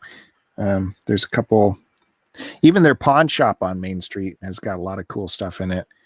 And yeah, when I was in there, they were blowing out their DVDs and Blu-rays. But there was nothing there that I needed. And he had tons of vinyl in there, tons and tons. But it was all just, Saturday Night Fever stuff. Yeah, it's a good day trip. Go down there. You can go to Colburn, which is very close as well, and they have a cool retro shop there, like a consignment retro shop in Colburn on their main drag, which is really cool. Lots of very cool vintage toys in there. Very expensive, of course, because it's consignment. Because everyone thinks they're going to become a millionaire from their VIC 20 that they're consigning. Yeah, Coburg and Port Hope, they have the downtown areas that every other small town in Ontario wants, like thrives to have. Like they're just so beautiful. They're by the lake and everything too, so they got tons of dough there to spend on everything. But they're just beautiful little towns. That's why they shot it at Port Hope, because it's such a nice looking town. And the stuff you bring home from Port Hope will glow for a little while due to all the uranium laying around in it. Yeah. So it's an added bonus. Yes, sir. All right. Is that it for your turn there, Kevin? Yeah, I am done. I have nothing left to show this week. So that's right. Next half hour is between me and Matt Bandy. I think you guys can cover. Unless you want me to go get some more stuff. We'll see what Matt Bandy brings out here. Got some more compilations. Compos. Yep. Yeah. So let me show you this one here. This is a compilation of, let's see, 1, 2, 3, 4, 5 different bands. This is actually a live compilation from a show at the Whiskey in Hollywood, California. It was on, according to the back of the record here, is Wednesday, May 19th, 1989. But this has, the bands are Slapshot, No for an Answer, Hard Stance, and Pushed Aside. Fun fact about Hard Stance: Hard Stance had a guitar player who went on to sing for a band called Rage Against the Machine. So Zach De La Rocha was in this band called Hard Stance. After that band, guitar player, he played guitar in it. Yeah. Oh. After that band, he did another band, which was a Hare Krishna band called Inside Out, where he sang for, and they did a 7-inch, and I don't think they only put out one record. But yeah, a little fun fact about Hard Stance were from Orange County. They put out one 7-inch, and they kind of faded away into obscurity. But they just have a 1 and 2 on the back there.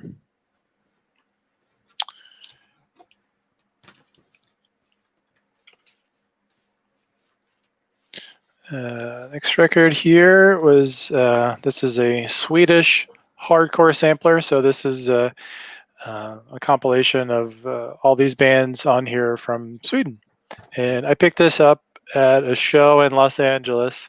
I believe it was a festival I went to, and there was the guy who was just giving these out. So this guy he does a record label, or did a record label called Law and Order Records, and he just wanted people to know about Swedish hardcore bands. So he made this record and was putting it out for free. Jeez. It was pretty bare bones. It didn't come with a sleeve or anything. It was just on black vinyl. But yeah, he just put this record out because he wanted people to get to hear Swedish hardcore bands. Let's see, a band called Balance on here. They went on to put out a couple records on, but these other bands on here I don't think made it outside of Sweden. But this is it was fun little record. It's so weird. How does someone even go about doing that? Like, they just do they need permission from the band? Oh yeah, from the band. Like, yeah. He just got permission from all the bands, and some of these bands were probably on his record label. But yeah, they had to have kicked them some bucks, right? Probably not. No, all these bands here were probably these are teenagers or kids playing in it. But it has the band's contact info on the back. How to get in touch with the band. Yeah. So yeah, he was just handing these out for free, and I picked one up. Let's see, this next record is another hardcore compilation. This is a positive hardcore compilation. Positive hardcore is kind of not really a subgenre of hardcore music, but there is a lot of hardcore punk bands. Their message is a positive one. So it kind of became almost, they call it posicore or positive hardcore, where the lyrics and subject matter that they're talking about, things that they're writing the songs about, it's about positive stuff. And this was released in the late 90s, and this was a really weird time for hardcore music. The 90s, especially like late 90s hardcore, there was a lot of like weird experimental stuff that was being put into to to the bands were kind of experimenting with weird, kind of like funky type stuff, like slap bass you'd hear on a hardcore record in the 90s. But these bands here were kind of just doing like traditional hardcore. And for the 90s, it was a little bit kind of they were bringing back that some original spirit and original sound of the music. And this one, there's a bunch of different pressings of this record, bunch of different color variants to the covers. So this has a band called Ensign, Rain on the Parade, Push Too Far, Atari, Four Punch, and 97A. All these bands are, I don't know if Ensign is still around, but most of these bands are no longer in existence.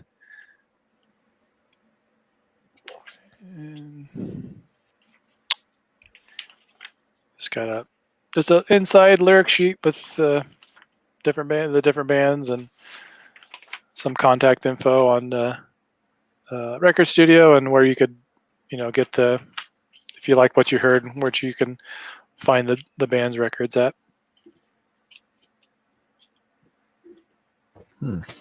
Let's see. This one here, it's called "How the West Was Won." You got a little spoof on the Simpsons guys wearing a bunch of early New York hardcore bands here, and this was I picked this up. Two of my friends' bands are on this compilation, so that's why I got this one here. So this just showcases four different bands from California. Two bands from California, one band from Arizona. Actually, three bands from California, one band from Arizona.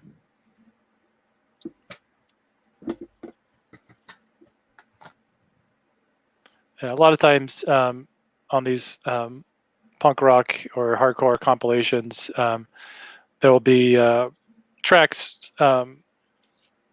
specific to the comp. So this is the only place you'd hear this recording of the song. It wouldn't be on an album. But yeah. The boys are brick walling it on the cover there. Yeah. Looks like it was cut out of a... Looks like they hand cut these Simpsons characters out from a Xerox and put them on there and then Xerox that. Oh, yeah. Have you guys ever seen that website, the brick walling website, the bands who brick wall? I don't remember what the website is called exactly, but it's a compilation of all these band photos and everyone is brick walling it.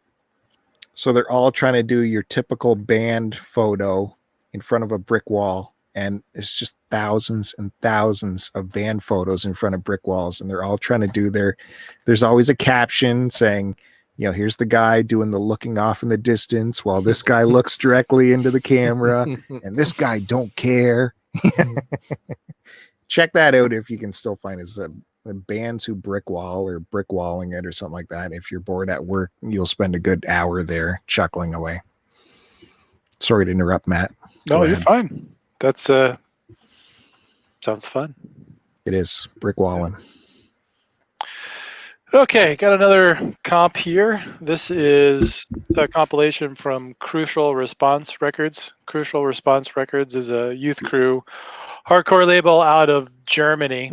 And this was a compilation that came out in the late 90s. I believe 98 this was released. But it showcases mostly European bands on this with a few, maybe one or two American bands on here. It's just on black vinyl, I believe. Whoop. Oh. Yeah. Actually, no, this came out in 97. Or 88. 88 is kind of like the spirit of 88. 88 was kind of like when Youth Crew, this type of music was at the peak of its popularity. So that's a reference to that.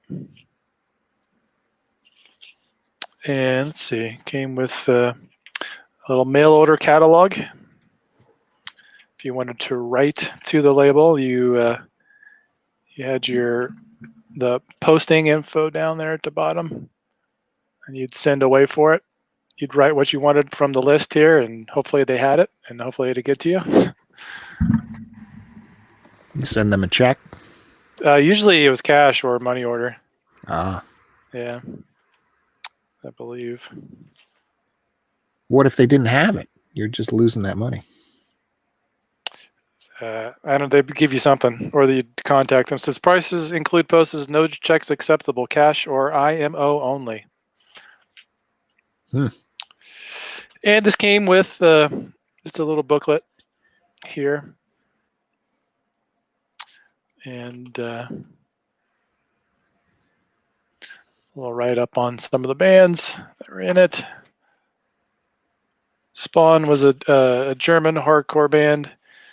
10-Yard Fight was out of Boston.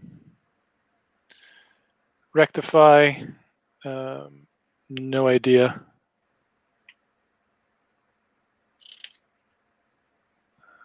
Plagued with Rage. Sportswear was an awesome Norwegian hardcore band from Oslo, Norway. Over the Line was a Pennsylvania hardcore band. Eyeball, this was a German hardcore band. Floor Punch, they were from New Jersey. Main Strike were that was a Dutch band. Yeah, they were from the Netherlands. Half Mast, that was another American band. Yeah, so this is just the lyrics, and there's a little write-up on just what the music means to these people who put it out, and kind of what the music means, and yeah. Jack Britton says Bandy should do a show on hardcore. Where does he find this stuff? Bandy X Hardcore. I'm sure you'd get some interesting followers. Yeah, just grow up and going to shows and supporting local music and in the underground, and that's where you get it.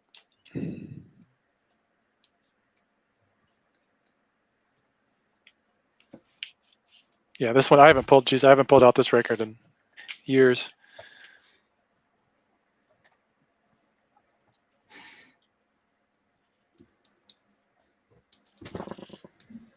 You want me to keep going, or you want to go? It's up to you. Doesn't matter. Let's see. I'll show you one more. Okay. One more comp here. Let's see. Let's see. So this is another compilation, Birds of Paradise, which was a very short-lived record label / clothing brand that my buddy put together, and like just maybe 5-10 years ago. But this was just a compilation featuring Southern California hardcore at its current best. So there was Piece by Piece, Alpha Omega, Wings, Beer, and Sports, which is a joke band on this, Violation, and Lion Crew. Let's see, I think only one of these bands is still around.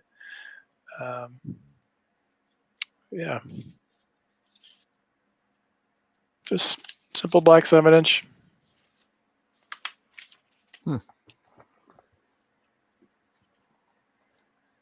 Cover is just the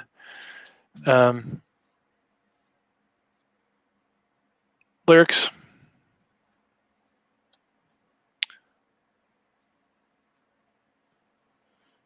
And see, I think a couple of these songs are exclusive. Yeah, all exclusive just to this compilation.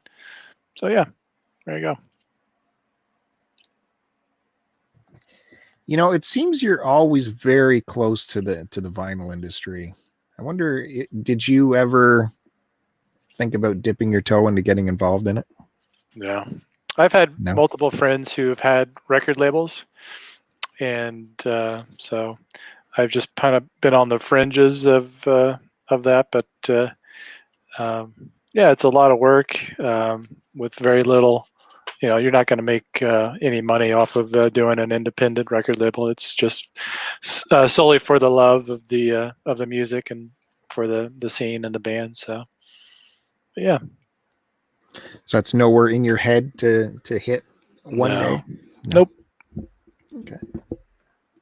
It'd be cool to have a record store if I didn't have to worry about money, and it would be cool to have a record store. I think that'd be fun. Yeah. Yeah. Okay. All right. I shall continue.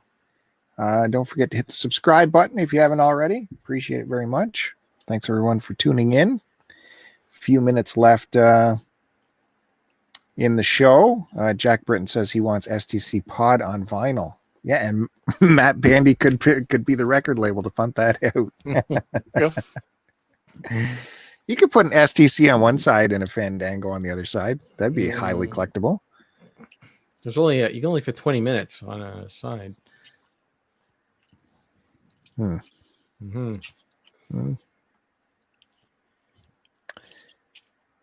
me switch over my cameras here. Highly technical. Okay.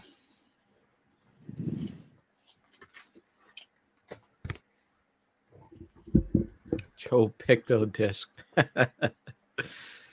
Hey, I got that one. Oh, that's a great record. One. Yeah, that's a good record. Tom Petty. Breaks my heart. Is that a joke? No, my heart's still broken. Breakers. Yeah. It's crazy because he was still cranking out like quality stuff. Oh, I know. His career. 2014. And he was going back to like old school recording for this, where just everyone is in a room. We just perform it, lay down the track. No bullshit. Yeah, I listened to that one a bunch when that first came out.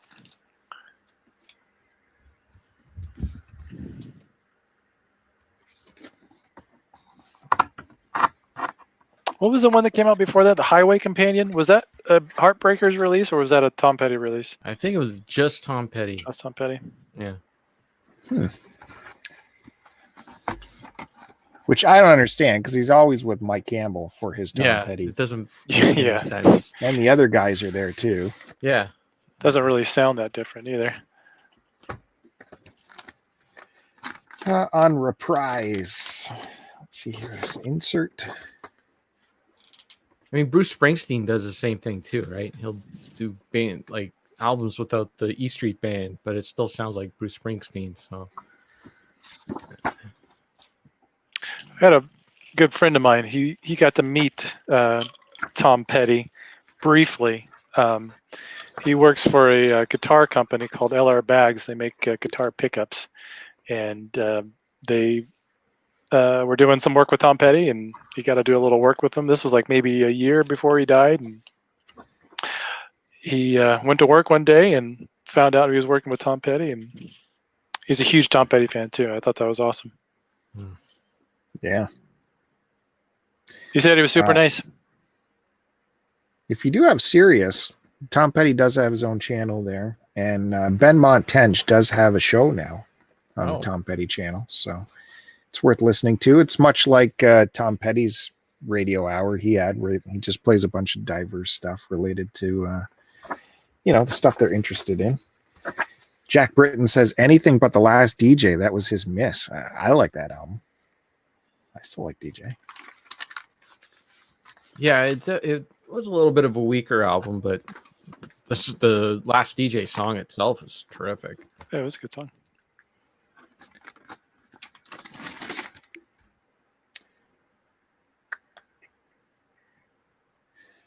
There it is.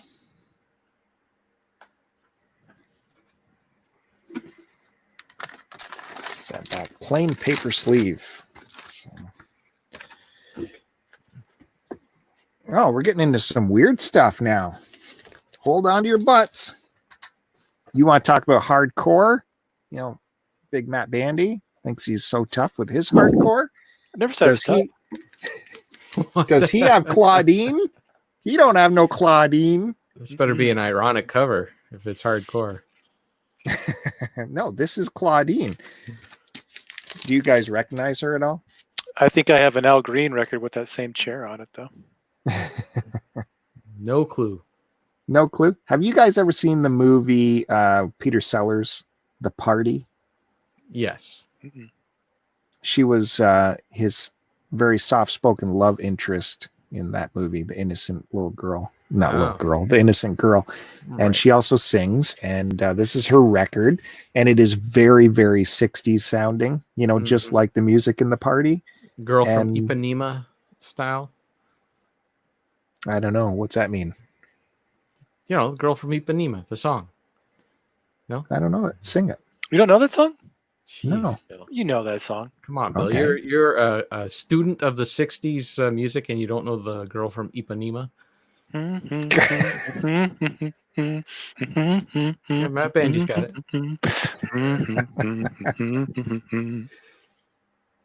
Well, anyways, she does a bunch of music on Nothing. here that sounds very 60s. You got The Look of Love on here from Casino Royale, another Peter Sellers movie.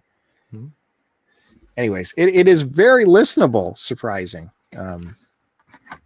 Why did you pick that record up? Because I recognized her from the movie, Okay. and she was very sweet, and I liked the sound of her voice, and I bet you she sang nice. I think she might have sang in the movie, actually. And It's been a I long mean, it time was since I've seen $5, The so Party. I thought I'd give it a go. Why not? I think the last time I saw The Party, it was it still wasn't considered racist. That's how long ago it was. Oh, right. I better not quote any lines from it. Birdie num num. Yeah. So that's that. Oh, here's another cool one from Capitol Records. The Goon Show. First Men on the Goon. Wow. And The hell anybody? is that? No. No? Mm-mm. Okay. Well, now I'll make fun of you guys because I didn't know who Lady of Ippawash was. Lady from Ipanema. Ipanema. It's a very famous song, Bill. Okay. The Goon Show is not famous. Goon Show is very famous. It's a comedy troupe, a British comedy troupe. Maybe you recognize that guy. That's Peter Sellers. There you go. That was his comedy troupe. Oh. So yeah, this is just a comedy album. Them doing their stuff. They were the Goon. Well, who are Goon the Show. other members? I don't know. I know Oh. Peter Sellers. Jeez. Who are the other guys? Harry Seacombe, Spike Milligan. Oh, Spike Ray- Mulligan. Come on, you don't know Spike Mulligan? Milligan. That's what I said. Ray Ellington, Max Geldray. And there's some orchestra stuff on here. This was a radio show broadcast in 55. Spike Milligan was in The Life of Brian. He's the guy with the shoe. This shoe is sacred. Really? Would You I making lie that to you? up? I Yes. would never lie to you. So I yeah, only tell the truth. these guys had a radio show, the Goon Show. Okay. I love Peter Sellers, so even though he was apparently not a nice person, but on Capitol, seen some wear, but that's okay. All one big band, just a record of their radio show, I guess. I can't believe there's a $10 price sticker on here. I can't believe I'd have paid $10. So that can't be right. Jack Britton says the party is super canceled. Unfortunately. Yeah. Brown face. And we have another movie soundtrack on here. There you go. Yeah. That's pretty good. There you go. I'd buy that. That's got some Shaft action. Isaac Hayes. It's a big double record from Enterprise in stereo. Quincy Jones involved in that at all? Or is it just all Isaac Hayes?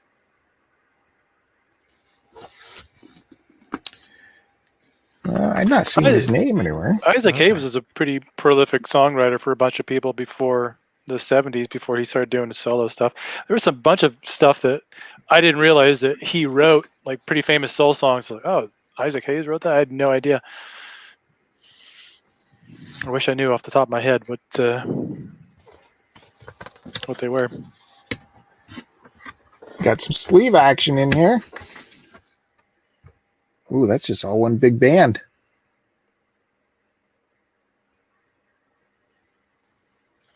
There's 2 tracks, but oh, there's the second track is super tiny. Mm.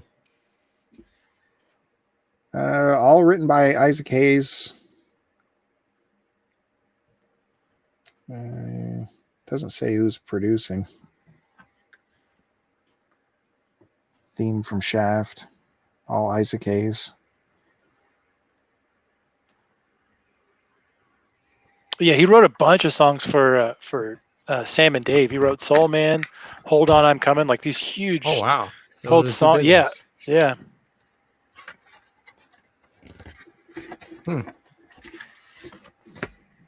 That's right.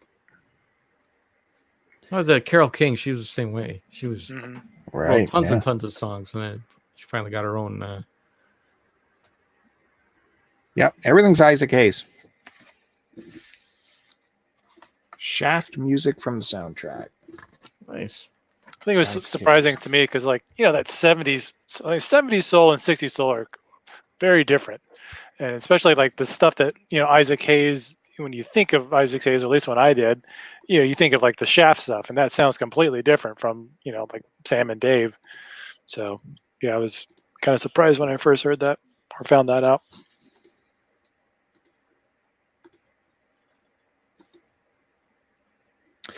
I guess that's where we'll have to leave it for today, because we're about to crest over the 2-hour mark.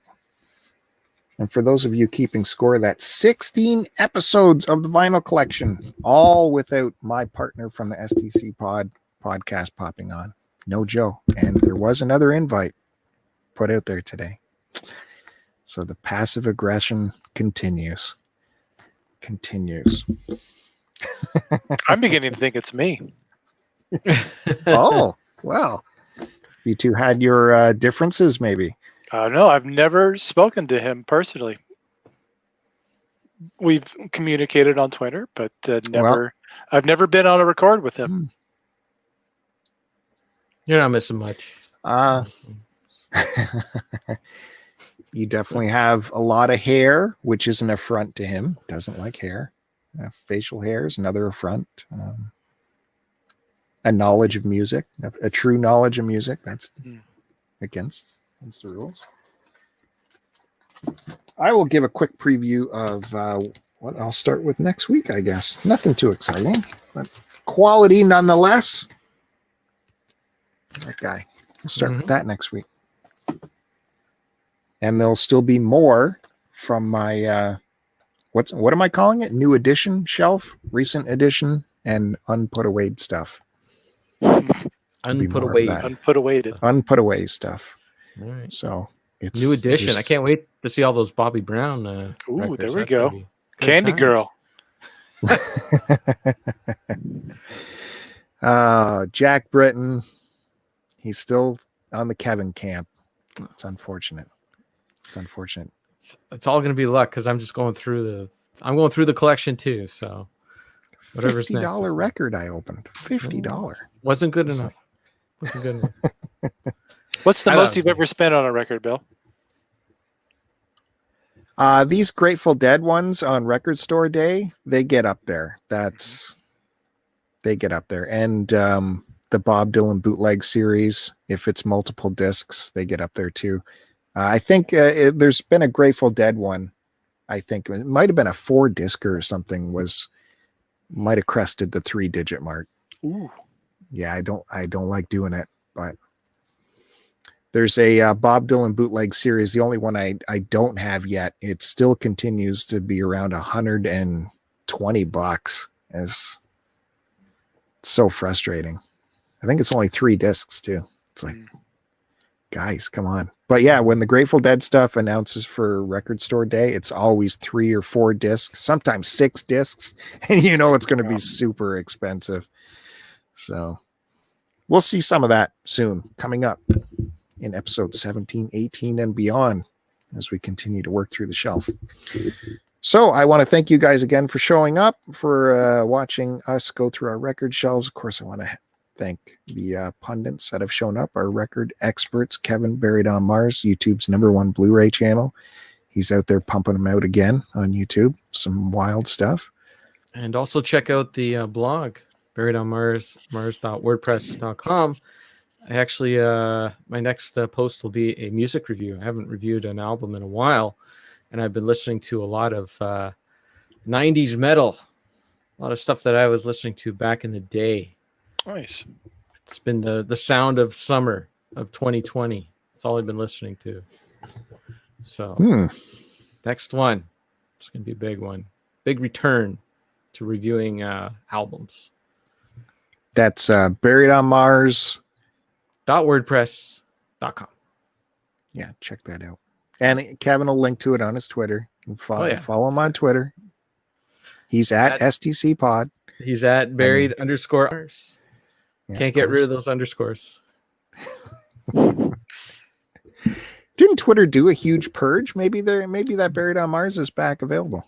That guy's still there. I just checked the other day. Oh, he's hanging on. He still has that one tweet from 2012 or something. That's it. That's all it's there. Yeah, I thought if it's inactive for like 4 years, it automatically gets cut. That's what they said, but that guy's still there. And there's no like, I could report him for abuse or something like that, but you can't there's nothing to tell Twitter like, hey, this account is dead. There's nothing there. Can I have this handle? Like there's no avenue for that. Oh, well. We'll all move on to success you're something having. else. Like by the time I get to that, we'll be all moved on to something else. Like we'll all be on Discord or something. So great frustrating. long form conversations on Discord. Go check it Okay. out. It's good times. Discord. Yeah, it's good We're times already over on Twitter. Just let's chat on Twitter. there. We're there. You got a limit.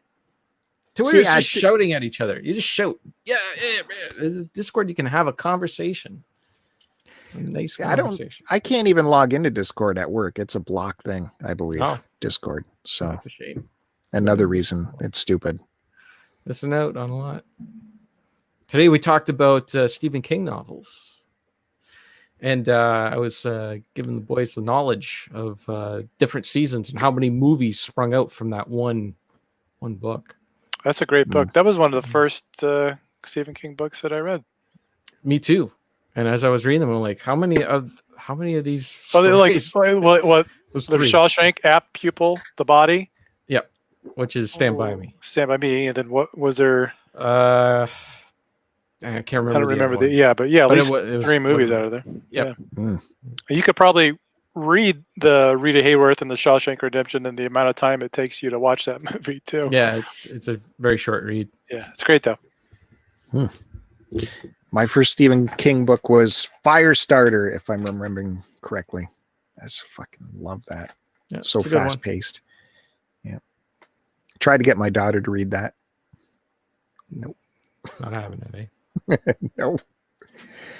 That kid will not follow in any of my footsteps I lead. I got to set it up differently. I got to say like this. So I got to think of someone else who recommends this book or something. Say, oh man, this book's terrible. You're not going to want to read this. Yeah. And she'll pick it up. Of course, we have X Matt Bandy X joining us. You can follow him on Twitter. He's got some wild stuff over there.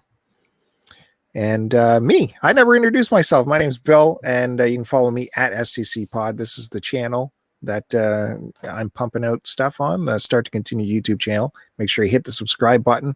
There is a giveaway happening on this channel because of the subscriber milestone. So if you're a subscriber, check out the milestone video and leave a comment. You have a chance to win this live music prize pack valued in the thousands. You can get that for free. So definitely do that. And check us out next week. We'll be back with some more records, more vinyl talk, more hardcore, positive hardcore music, positive hardcore music, and It's the best Kevin kind. will be in the C's. He'll have some hard C's, maybe. What comes after Black Keys? Seven. Black. Ah, yeah. Okay. That'll be good. Thanks, everyone. Catch you next time. See ya.